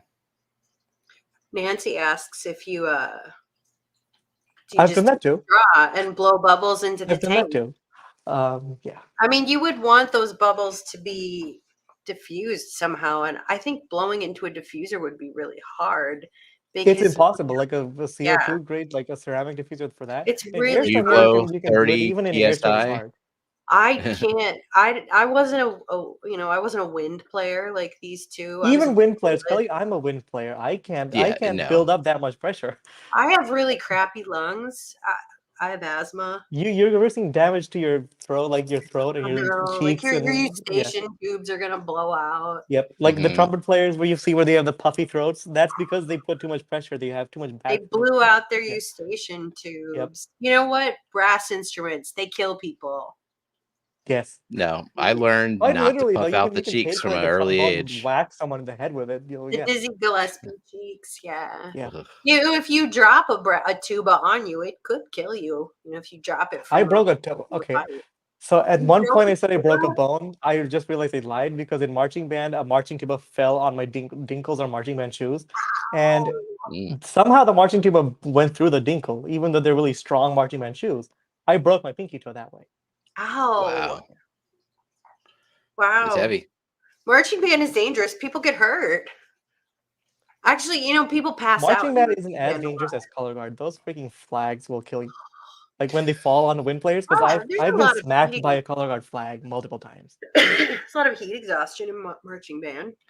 And in Iowa, there's a lot of frostbite also. We had in high school marching band, we had band camp, but band camp was not just like telling stories and doing stuff with flutes. It was outside in the August heat. Learning the drilling. Practicing runs, physical training, all of it, They don't make violists do that. You never get up before 9 o'clock for an enrichment activity. Y'all are pampered musicians. You get to stay in air conditioning. Well, our instruments are very delicate. Ornate wood instruments, and then we have plastic and metal for ours. Yeah, I know. I played one concert. So the 150th anniversary of the University of Iowa, they played 1812 Overture. We played it outside to fireworks, and it was Did they time the fireworks properly, or was it just like? Oh, they did it right. The percussion section, they lived for 1812 Overture. They had incendiary devices and everything. They were set. But it was September in Iowa. In real life, where they have incendiary devices playing. Yeah, it was September in Iowa, though. It should have been warm, but there was a cold snap. September in Iowa was cold. Yeah, well, not usually, but it was. You're gonna be. It's cold enough where you're gonna be flat. It was 40 degrees out, and like your fingers. You're gonna be like a whole note down. Like you're gonna be at least a B. But it was like, I don't know. Nobody cares if you're outside. There's no pushing in at some point. At a certain point, you can't push in your valves anymore. Your fingers. your fingers just don't work either. So that's one thing. Your instrument won't hold tune for string instruments. But anyways, other than that, I played in like 70 degrees every day and sat in a chair and dainty little hands got cared for. So Alec Kuminoff says Gary Lang is a curmudgeon. Chattanooga Ed talks about how his feelings were hurt by him. Whose strain of rainbows do you seek out? I was an a-hole at work. I had to be to get anything done. Well, I mean, people like Gary Lang's rainbows, but I mean, if you're too much of an asshole, then people don't even care that you have the best rainbows. But I mean, I don't think that's the case. But you know, you can get Gary Lang's rainbows from other people too. I mean, Gary Lang is making sure that his rainbows are out there and people are continuing. Like he does teach people how to breed and make sure that those lines are continued among hobbyists. He's done many good things for the hobby. He's done many good things for rainbow fish. But a bad thing he's done is not be very nice to people. People get old and people get crotchety. I'm hoping that I won't be crotchety when I'm old, but maybe I will be. You never know. The brain develops. It's not as bad as the ones who are like play gatekeeper and think that like because you're a YouTuber or some shit that you're not entitled or because you're a beginner. The worst one is where you're a beginner, you don't know anything, so you're not going to do good in the hobby unless you do what I say. That's the worst because then you're incentivizing the beginner to quit or say I won't be able to be good at this. So yeah, that's why you don't go to Facebook when you're a beginner. Just stay away from Facebook. Well, I mean, I'm sure there's some. If you post a rainbow fish live, I'm an admin there. Kelly will back you up. If someone is a dick to you, I will smack them down because I don't allow that. I mean, people can ask any question they want. It doesn't have to be a good question. Yeah, there are well-moderated Facebook groups, but the ones that get a lot of traction with new people are the ones that have like hundreds of thousands of members, and like people aren't there every second of the day to moderate. So every time I scroll through Facebook, there's a question, and it's like it's a very newbie type question, and then like all the reactions are the laughing emojis and just all kinds of derisive bullshit in response, and you know, something helpful in there, but you got to sort through all the other crap before you get to it. Rico Stan says Kelly loves slapping dicks. Myrtle, are you in Florida? No, I'm in Maryland, but our school had every 2 years up till COVID. After that, I don't think they brought the program back, but every 2 years they would send the band, the orchestra, and marching band. I think the choir too. I can't remember. But we go to Disney. I did that too. They were doing that even back in the 90s. Yeah, Disney has a good arts program. Like they'll bring school every day. There's a parade going around, so that's why a lot of schools go. Yeah, and orchestras they play down there too. And we went to Universal in middle school one time. Universal Studios. They like tucked us in the back of the park with nobody around. We played some songs, then we went and enjoyed the rides. Oh yeah, we did the Universal thing too. Like each trip was a combined Disney Universal thing because Florida they're like next to each other. So yep, we did that too. So that's the only time I've been to Disney World, but I'm good. I don't need to go again. Once is good. I mean, I don't but I can't justify the money to go to Disney. Well, it's just like I can go to Panama for the same amount of money or even way less, and it's way cooler. Yeah. But I don't have little kids. Well, we've done Disney enough. I think we're taking a break from Disney. Like this year will be a shorter, like closer weekend type of. I forgot where Jenna said we're gonna go.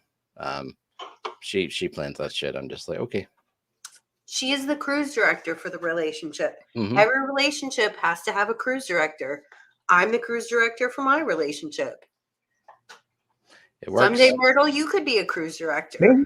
Or you could marry a cruise director. Either way. I like the latter one. I'm lazy. Just go along. I mean, I wouldn't mind if Jake wanted to be the cruise director, but that's just not how that goes. So, but you know what? He finds the part to fix my oven, and I don't want to do that. So, trade-offs. Well, with any couple, there's a balance. You got like one That's person does right. one thing, the Yeah, other does and the other. he right. lifts the FX6. I'm not going to do that. It's just too heavy. So Cora says you should come to the Enchanted Forest near Salem, Oregon, and also Fishtoberfest or Fishoween Aquarama. Unfortunately, I heard from Kenny last night on his stream that he's not going to be able to do it this year. He's going to hold off for a couple of years.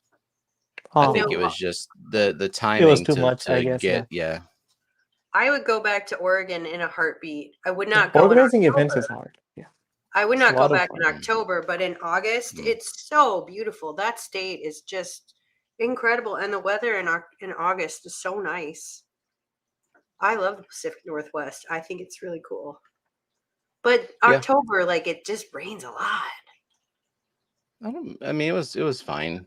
You weren't there that long. There for a weekend, yeah. Were you outdoors ever?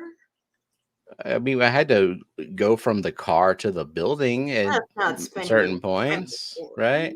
That's not that much time outdoors. It's enough. Pollen exposure at a minimum is good. Before we go on, I think we missed a question from Nabokov like 10 minutes ago that I had highlighted. Sorry. Yeah. I mean, we're not trying that hard, apparently. Beginner, medium, advanced. Can each of us give a plant for a plant pack in each category? It's not really a complex question, but I think we can each like say at least one favorite plant for each.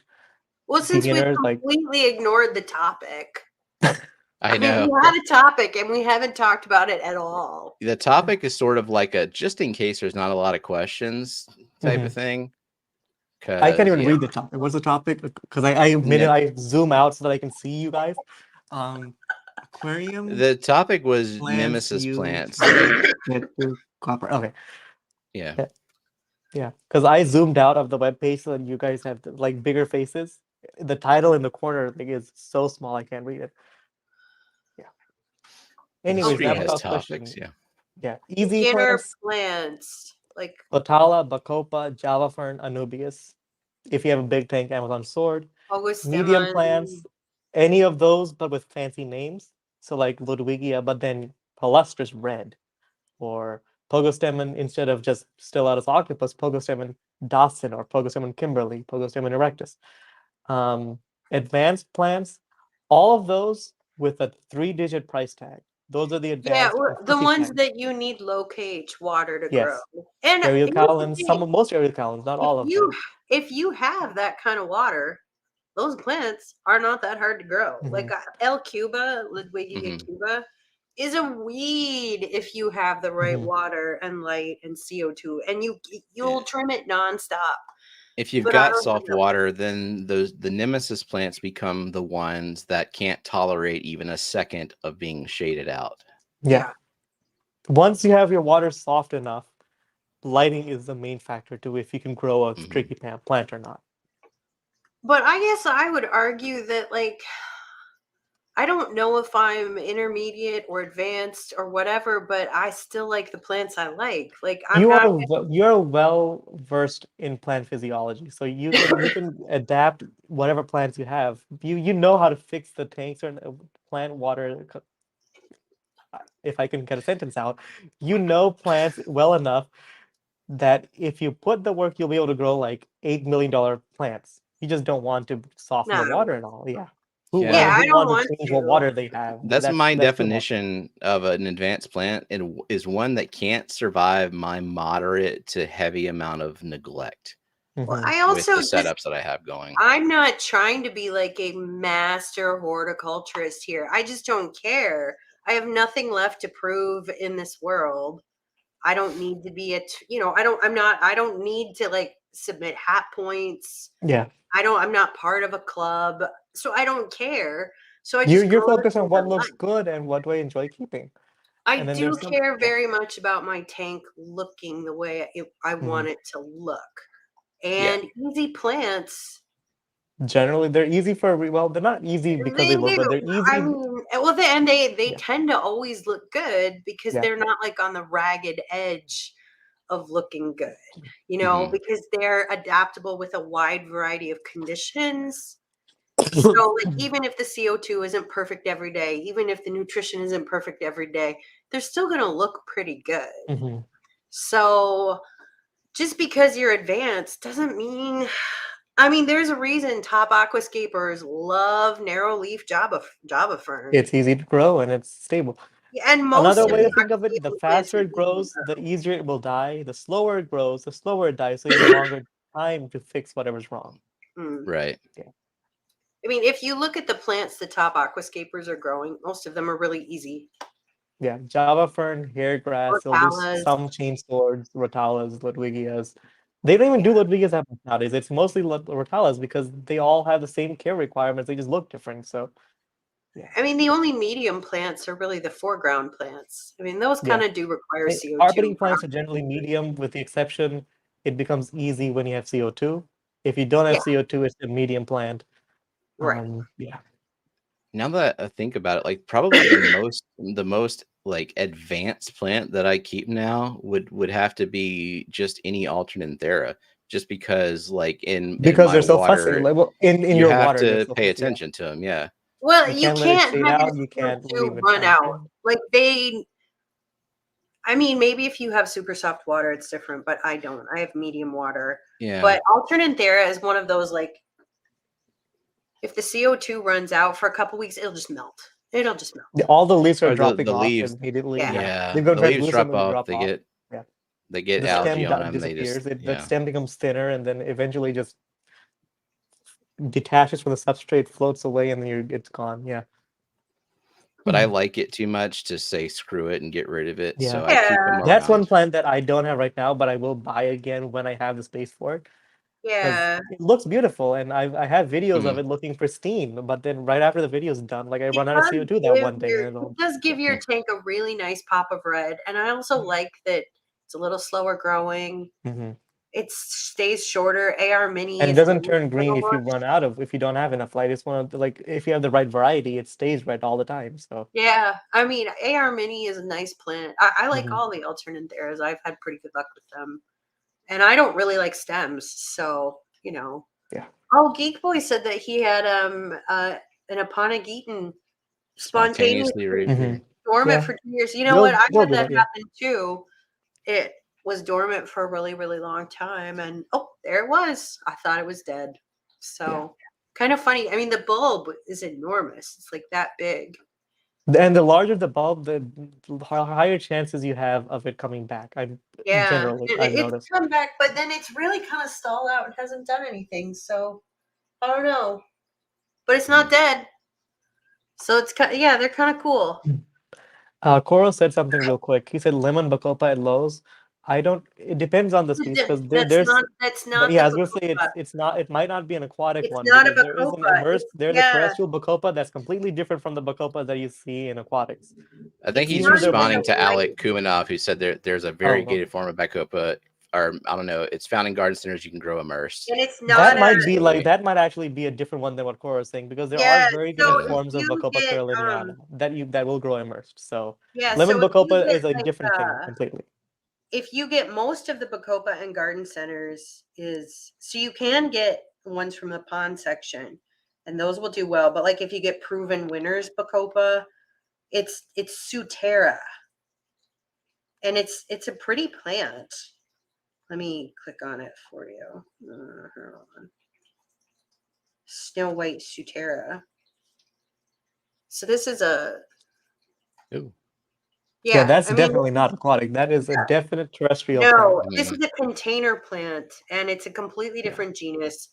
And then another thing, they'll mix it. They'll call bacopas pennyworts, creeping jennies, like all those plants that look kind of similar, like the creeping jennies, pennyworts, bacopas. Right. Sometimes they'll mix the names, so that's why you don't really want to trust common names that much. Yeah, but I have bought real bacopa from the pond section. And that was Bacopa caroliniana. It got the little blue flowers, and it's really nice. You also sometimes see Bacopa monnieri growing in pond stores and garden stores, because that one is also a good weeping plant outside. Right. So. But most of the Bacopa is that Sutera plant, which will not grow underwater, and it will not like wet leaves either. It does not like wet roots. You can plant it in your containers, and it'll look really pretty with your petunias and stuff. I I think I bought probably have given pink up on flamingo. pink Yeah, flamingo. I Like, think I so bought flamingo that many times. 15 times. if we're I talking wouldn't put it past myself. I don't think limit, even. I if we're mean, I talking heard it nemesis looked really plants, good. that's Yeah. one of them. Yeah. Yeah, that one. Another nemesis plant for me that Steven had doing well for a long time, and then as soon as I lost it, he lost it.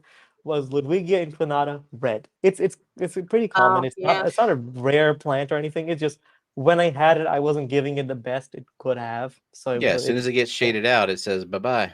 yeah. But the Yeah. funny thing, at one point, I had that plant in 0 CO2, minimal light. It didn't look pretty or anything. It was just a beige brown. It was growing, but it was the best plant in the tank at one point, like even better than ferns and everything. But then I gave it all the fancy CO2 and highlight. A couple months in, it got shaded and it just got used to being so pampered with the CO2 that it decided, oh, I'm just going to die now because I got inconvenienced slightly. So that's another thing. If you condition your plants to grow well in low-tech conditions, it will generally last longer than when you convert. Then you when compared to when you take that same plant, put it in high tech, and then slightly inconvenience it, it might die. Yeah. My pink Yeah. flamingo, it did well for 8 months, and then I'm like, oh, I don't like where it looks in the aquascape, and then I moved it. Yeah, And Zen that had I the same thing happen. She moved her from flamingo, and then it I I didn't didn't even shouldn't have move. move done mine. that It just because disappeared. I had Boogie had it a also. nice Yeah. little pat, like I had a little patch of it, and it looked really good. So that was dumb. I'm also Yeah. convinced that it's not a stable plant in the It's long not run. Like even if stable. it's It really happy, reverts. I mean, yeah, it will revert to NTI. Yeah, Even in the labs, like Kelly has said that before. I've seen people talk about it. Yeah. I yeah. haven't It's seen a pink not flamingo stable. last longer than a couple of years in anyone's tank. At most I 6 months to a don't. year, 2 years at most, and then either a new plant comes up and the old one dies, or the old one just completely dies. Like, yeah. I don't know why Aquarium Co-op would even sell it. Like they every other plant they sell is, They with don't some sell it minor anymore. exceptions, is They pretty. They stopped they selling it might a have while stopped back. recently, but yeah. They did. Probably the most difficult plant that co-op sells now is if they have dwarf baby tears. I don't know if they do. Yeah, they have They Monte do. They do. Carlo. I Ammonia was looking over Ammonia the site a couple gracilis. days. Yeah. I would never buy Monte Carlo from them though because they don't have They have tissue they culture. have that one too. Yeah. Mhm. Why and like They why also would used you to sell like I can't imagine buying that one not as a tissue culture. The tissue Yeah. cultures are such good value. They yeah. have like 10 times as much plant matter as a pot. Like they're just such a good Yeah. value. And they Real quick, do Coral so asked. well. Yeah. Coral asked, has anyone bred the pink flamingo? From what I've read, this is just based on conjecture that I've read. When it's propagated through it's making the inflorescence above water, like when you grow it immersed, it reverts back to WNTI. Like any of the seeds that have been grown, I've heard that it converts to the regular WNTI. So Dang. I don't think it's been bred that way. I think you only can clone it like or have it grow side chips. Yeah. Just like So to I think point out, Geek Boy, you're kind of an asshole. He's suggesting What did he bladderwort. say? uh, Bladderwort. There are some nice utricularias, like the There UG. That's a are. nice They're one, hard to but grow. I mean, we're they not are. They're answering the ridiculously question on the hard. screen, but so for The whole carnivorous, line of carnivorous plants are really fascinating. Like the bladderworts, the physiology of the plant is very intriguing. Like you can see how it creates a vacuum to pull stuff in. Do you want it in your tanks and getting tangled up with everything though? No. So if you yeah, want bladderwort, you got to keep it separately. the thing is with then growing carnivorous plants, they require very specialized conditions. They Yeah, they require need clean very water. They acidic, can't live in dirty well, they water have because to they be don't like high nutrients very and acidic. Yeah. acidic, very low TDS, very low KH Yeah. water.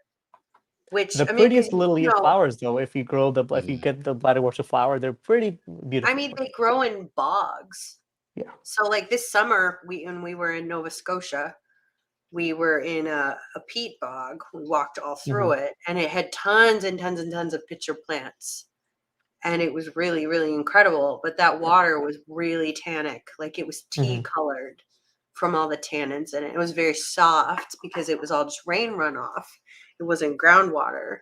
So, I mean, you Nathan's question get answered sufficiently, yeah. though. I wanted to make sure I we didn't don't skip know that the one. answer. I to don't that. remember answering the question. I made an air system out of 3 I quarters. don't make air systems. I don't know. That sounds hard. You said not without a stronger pump. Yeah, I haven't really messed around with air systems that much. Yeah, I don't know what air pump he has, but yeah, if you don't have enough you want to use a linear back pressure, piston it's in your not fun. pump, or I don't know. I think that's what most people use when they have like the PVC pipe. Yeah, it's like a continuous loop or whatever Yeah. they call them. A general, if you can manage without having a bleed off, but if you can get at least 40 lines out of your 40 lines, then a linear piston pump's the way to go, because one will handle 40 plus lines. But if you have less than that, you'll have to have a bleed off so that it's not building up too much pressure. So yeah, but it's really quiet too, the linear piston. But I don't use it because I don't use sponge filters. I don't really like air stones. I'll have enough tanks in one spot. Yeah, I have 3 tanks, so I don't know anything about it. So did we answer this one too? Thoughts on dollar weed and a bog filter? I don't know. What's dollar weed? Like the specific plant? I don't know. I mean, I have bog filters for my pond, but I don't know what dollar weed is. But you know what? I have found that all kinds of things will grow in my pond bogs. Tons of things. As long as it's not something that needs well draining or dry soil. Hydrocotyl umbellata. What? Oh, hydrocotyl. No, hydrocotyls will not. They don't like. They'll grow. They'll grow, but then as soon as it gets too acidic, they'll start rotting, and then that's really not fun. Because acidic soils with hydrocotyls is not a good idea. I would try it, because in a bog filter, if it doesn't work, you just rip it out. Have any of you reverted chai I haven't had chai long enough for it to convert back to the original. And I would it dies before it gets a chance to convert. Chai, so. Yep. Because I don't like stem plants, so I wouldn't even call chai a nemesis plant. That's like okay, I had a piece of it, I failed. It's not worth the effort. Yeah. Screw it. I don't have soft water. I don't care about stem plants, so you know. Speaking of which, Kelly, didn't you get Xyrus at the yeah, and is it doing okay? Well, it did die back, but it is coming back, and it is very slow. It's very, very I slow. got some from, speaking of Luke, I got some from him a couple months I think, a couple months ago. And then I let my tank get shaded when I got sick last month. So I had Xyrus. I can for sure say I had Xyrus in the past 2 years, and then it died again. Mine it's doing okay. It did die back, but it's coming back. It's really tiny now. It's like that big, and it's really slow, but it's not dead. It's not shaded. So maybe it'll do okay, but I wouldn't say it's thriving. If you want a plant that is the same leaf, the same look, but you don't want the fussiness, what's the name of it? Hold on. I have it. It's in this tank right now. Hold on. ACIOT. Leaves similar to Xyrus, I think, you said? Hold on. Yeah, I'm trying to remember the name of it. It's not Asiotis. It's Aquarius, maybe? Oh, Acarus. There are yeah. lots of Acarus. Acarus gram, something. That's I can't remember the name. Flag. I have it. Sweet flag. It stays about that small, and so then it's not an Acarus. Yeah. Lee May has it. I don't remember the name of it, but Lee May has it. I got it from her. Okay, that's true. She has everything, so that's not helping. But she has it. Yeah. I have spent a lot of money with that woman. I've stopped direct messaging her, because every time I direct message her, I end up buying something. Like, I got this and this and this and this too. Yeah. She always has it, and it's always amazing. There are lots of sweet flags. I have some of them growing out in the pond right now. Some of them are good terrarium plants. Many of them are native. Yeah. Thought I was a question, but I forgot. Cora's gramineus. That's what it was. It's one of the sweet flags that stays small. It's not one of the large ones. It stays small. It looks exactly like Xyrus, but completely green and narrower leaves. It's easy to propagate. Just set it, forget. Yeah, set it, forget, and then it'll make little pups on the sides, like in the front and the back. Cute. I should try and then it stands out. I should try that. That sounds like a plant I would get into. I don't know what kind of anacris I've got in my tank. Nabokov was saying tips on All of aquatic. them are easy though. Whatever type you have, I it'll would do say- fine in low. It'll do fine in medium. I mean, For it's Don't in, keep it in a how small about a in a toilet tank though because bowl? it grows really fast.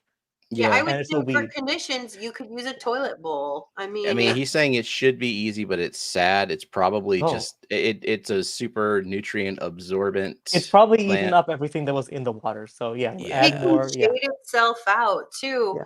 And that is a plant that is contaminated, that is choking up our waterways. There's a Berkeley reason gave why some, it's like, plant years tube that ago. people look at the most in middle schools and high school biology classes to Yeah. look at the cells of a plant It was because very it's so common. It's transparent leaves. Yeah. very thin, very transparent, easy to make. You don't even have to prepare the leaves to make a slide. You just cut Yep. it, put it on the slide, and look into it. So Yeah, but it doesn't need much. Let's put it this way: even the shitty lights that we had in the early 2000s were more than sufficient. I've had it grow in a goldfish tank with zero light. Like the only light it got was ambient light from the room. So yeah. Yeah, it does not need much. But here's the thing: even when it's growing at its best, it doesn't look good. Kind of ugly. Like, It's and not it a really doesn't pretty prove. plant. Yeah. Yeah. And It's like stuff gets stuck to it so easily. Like poop will get stuck on the leaves, even though it. Yeah.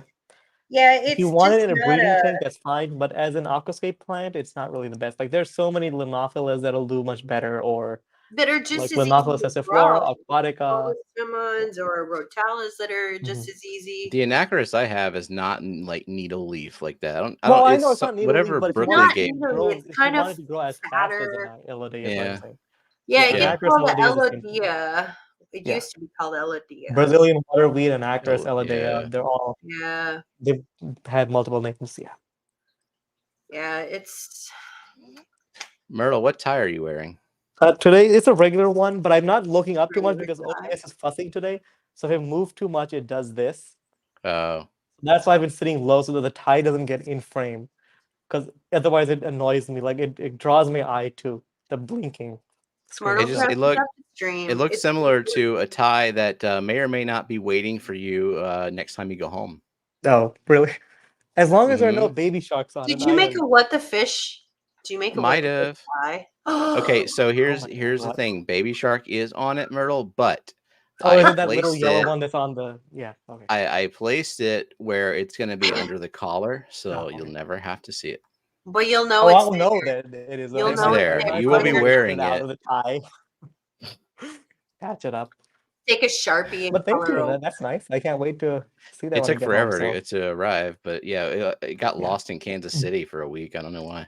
My what the fish merch. USPS packages get lost in Kansas so often. I've ordered plants before and they get lost in the Kansas City distribution center. It's always the Kansas City distribution center that they get lost in. You said Kansas City. I was like, oh, I know it got lost there. Yeah. So it's Wassertang. Wait, no, Kelly say if it's a sinking variety, it's fine. Not if it's a floating variety, no. It's too easy to grow. Like I can grow it. I don't want to. I have a fingernail worth of it in my 5-gallon right now, and I'm trying to get it to grow more because it's when he wanted it doesn't grow. I got some of it when Steven sent plants, and it stayed at fingernail size for months. So yeah. It's easy enough. I have the sinking variety of it. Yeah. I first of all, it's called Sosvasatang. Yes. 2 S's and then a W-A-S-E-A-N-G. Or it's not an S, it's that German B. It's a German B thing, yeah. Essen, I think it's called. Yeah, but anyway, the B with a little line and I can grow it. I don't want to grow it. I didn't buy it. It's one of those where you don't have to care about how you cut it. Like, if you have too much, just trim it, it'll grow back. There's no worrying about where to cut from. I don't want to grow moss. Well, I have gone through the phase of like I want to grow all the plants, so that's when I tried. But it's one that once you try it, you never really goes away. So I removed it from the 90, but now it's like it's taking over that 3D background. Oh yeah, I'll take some of it. If you want to get rid of it, I'll take some of it. Okay, yeah, I got plenty. I'll send you some. Yeah, but yeah, that. If you want a mossy thing, go for Swassertang. It's easier to clean up than mosses because mosses will stick to things. So Swassertang doesn't really stick more as just gets lodged into a place. Like it doesn't have cilia on the leaves like mosses do where they can stick to stuff.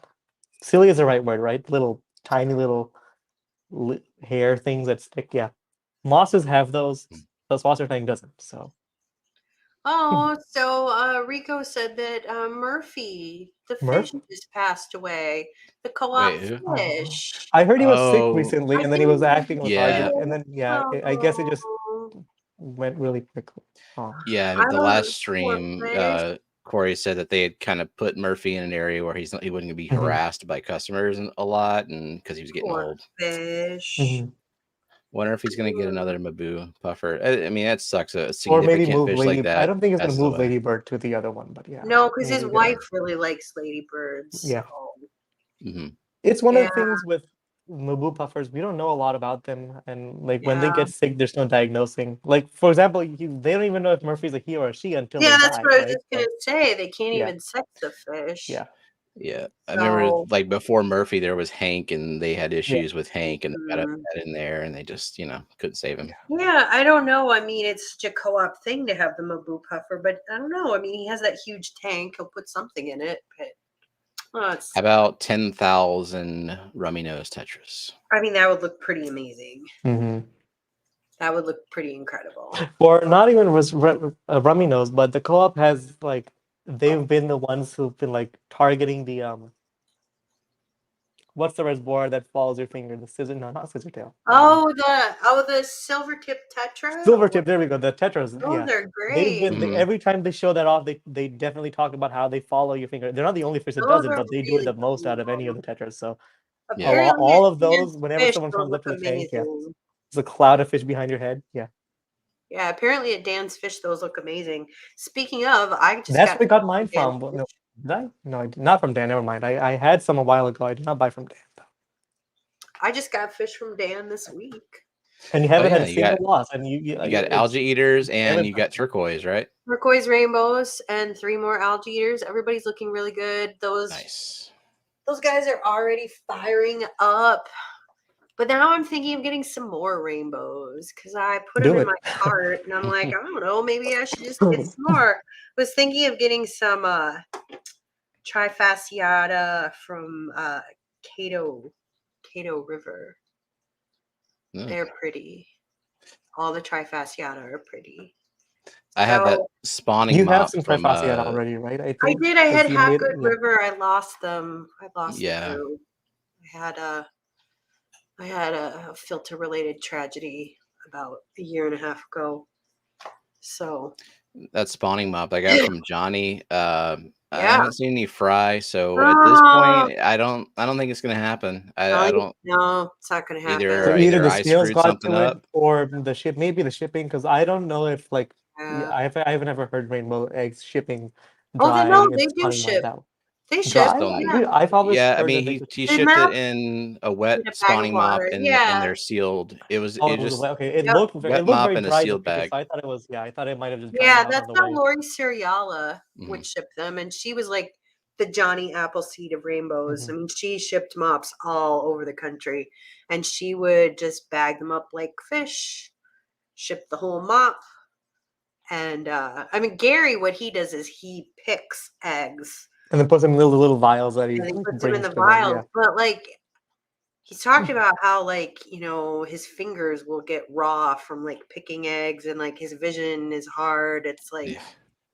I don't know. But he I mean, needs they're to smaller than mustard. It's hard to see. And yeah. I mean, but yeah. he likes to so if you're going to there's an aquarium convention coming up in Connecticut. I can't remember what it's called. He is going to speak there and he is going to bring eggs and he has all the cool varieties and he does put that money back into saving rainbow fish. So like I would buy eggs from him if I were inclined, no matter what you think about him as a person.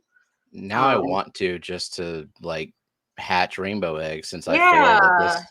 And I don't know if Well, it was the shipping or it was my water, but now I gotta I yeah. gotta prove that I can hatch them. Well, Steven, Mhm. if you want eggs, if you're serious about it, I have friends who will send you mops of varieties you don't have. And they'll be good. They'll be good. Okay. But maybe wait until it warms up just a little bit. Hmm. So, kind of safer shipping weather. They probably don't want to ship now. But I can give you names of people. And Yep. they would love for you to raise up more rainbows and get them in the hobby. in whatever way you did. Keep them for yourself, give them to friends. Just For this question, live, not eggs, because pseudomigos, all rainbows take forever to hatch. Pseudomigos I already would are small buy as the is. live ones. Buy live fish because they're small. Yeah.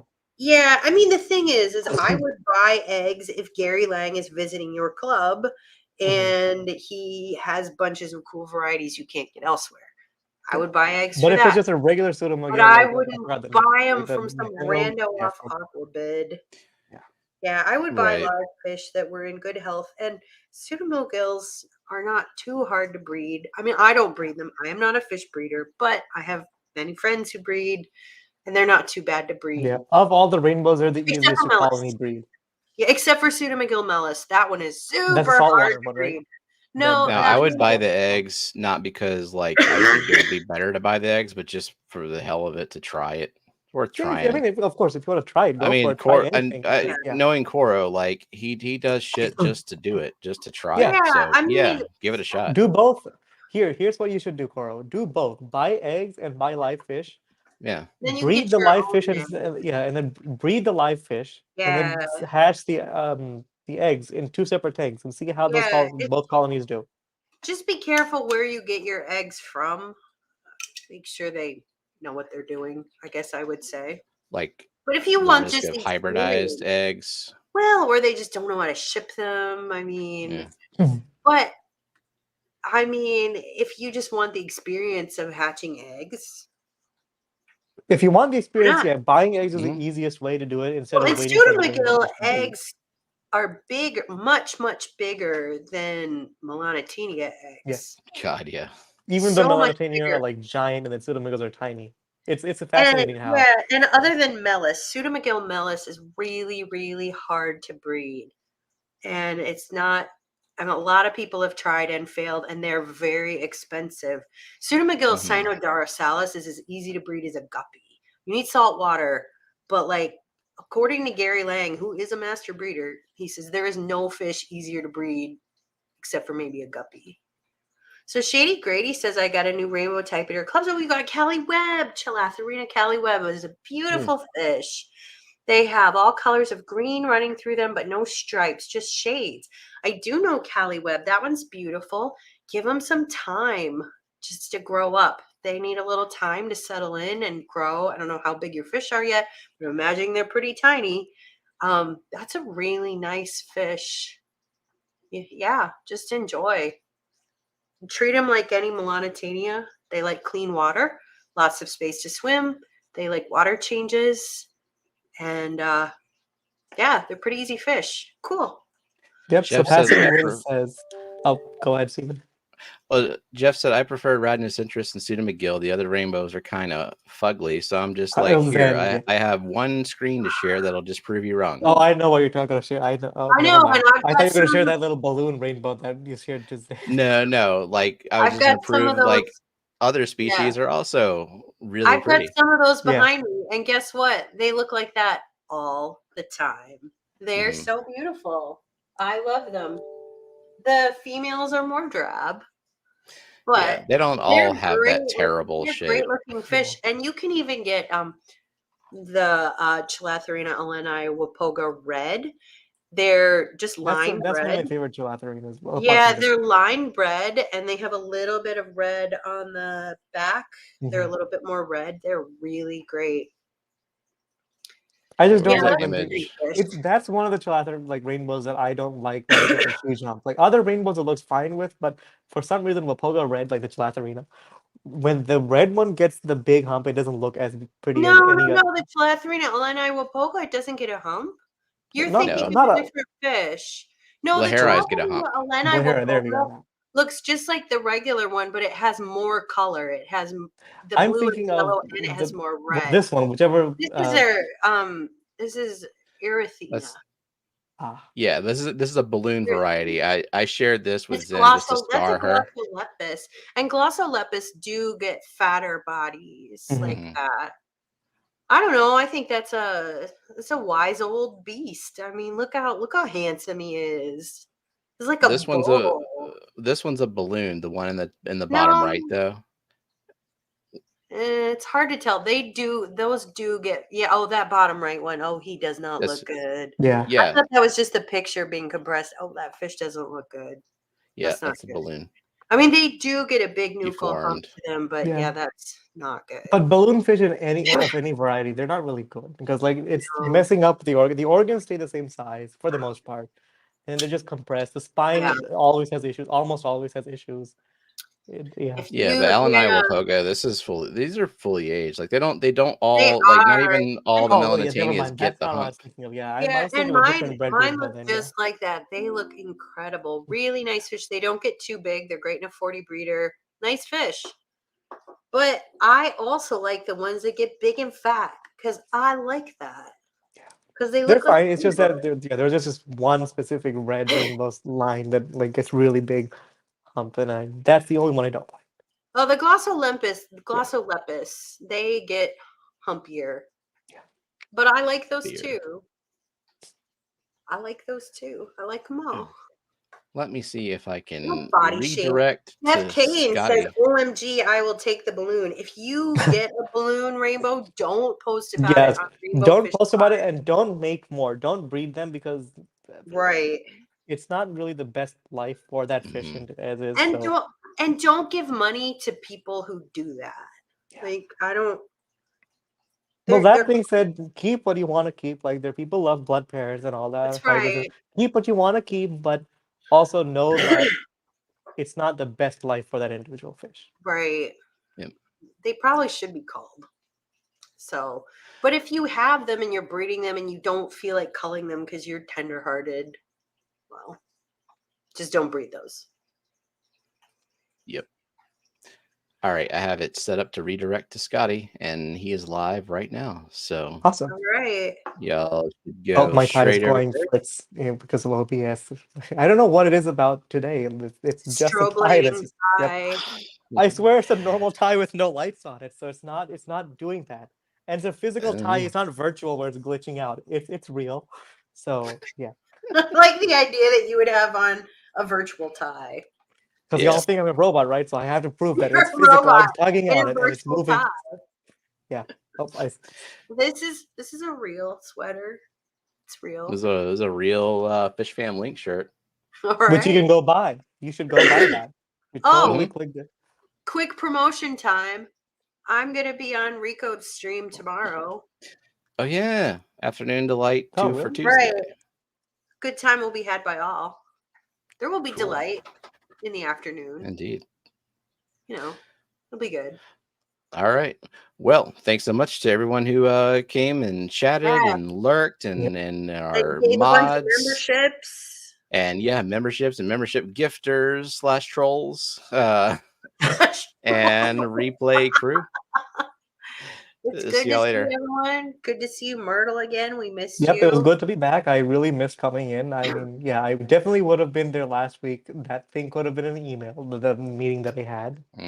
Maybe the stream could just be an email. I don't know. We should do what your plans newsletter every week. Just what your plans email. Yeah, there's no way I'm typing all that. What would you call it? The wet. Here's a wet email for you. I don't know what we would. Wet your email. All right. Wet your email. Yep. Let's see y'all later. Wet your webs. Bye. Bye.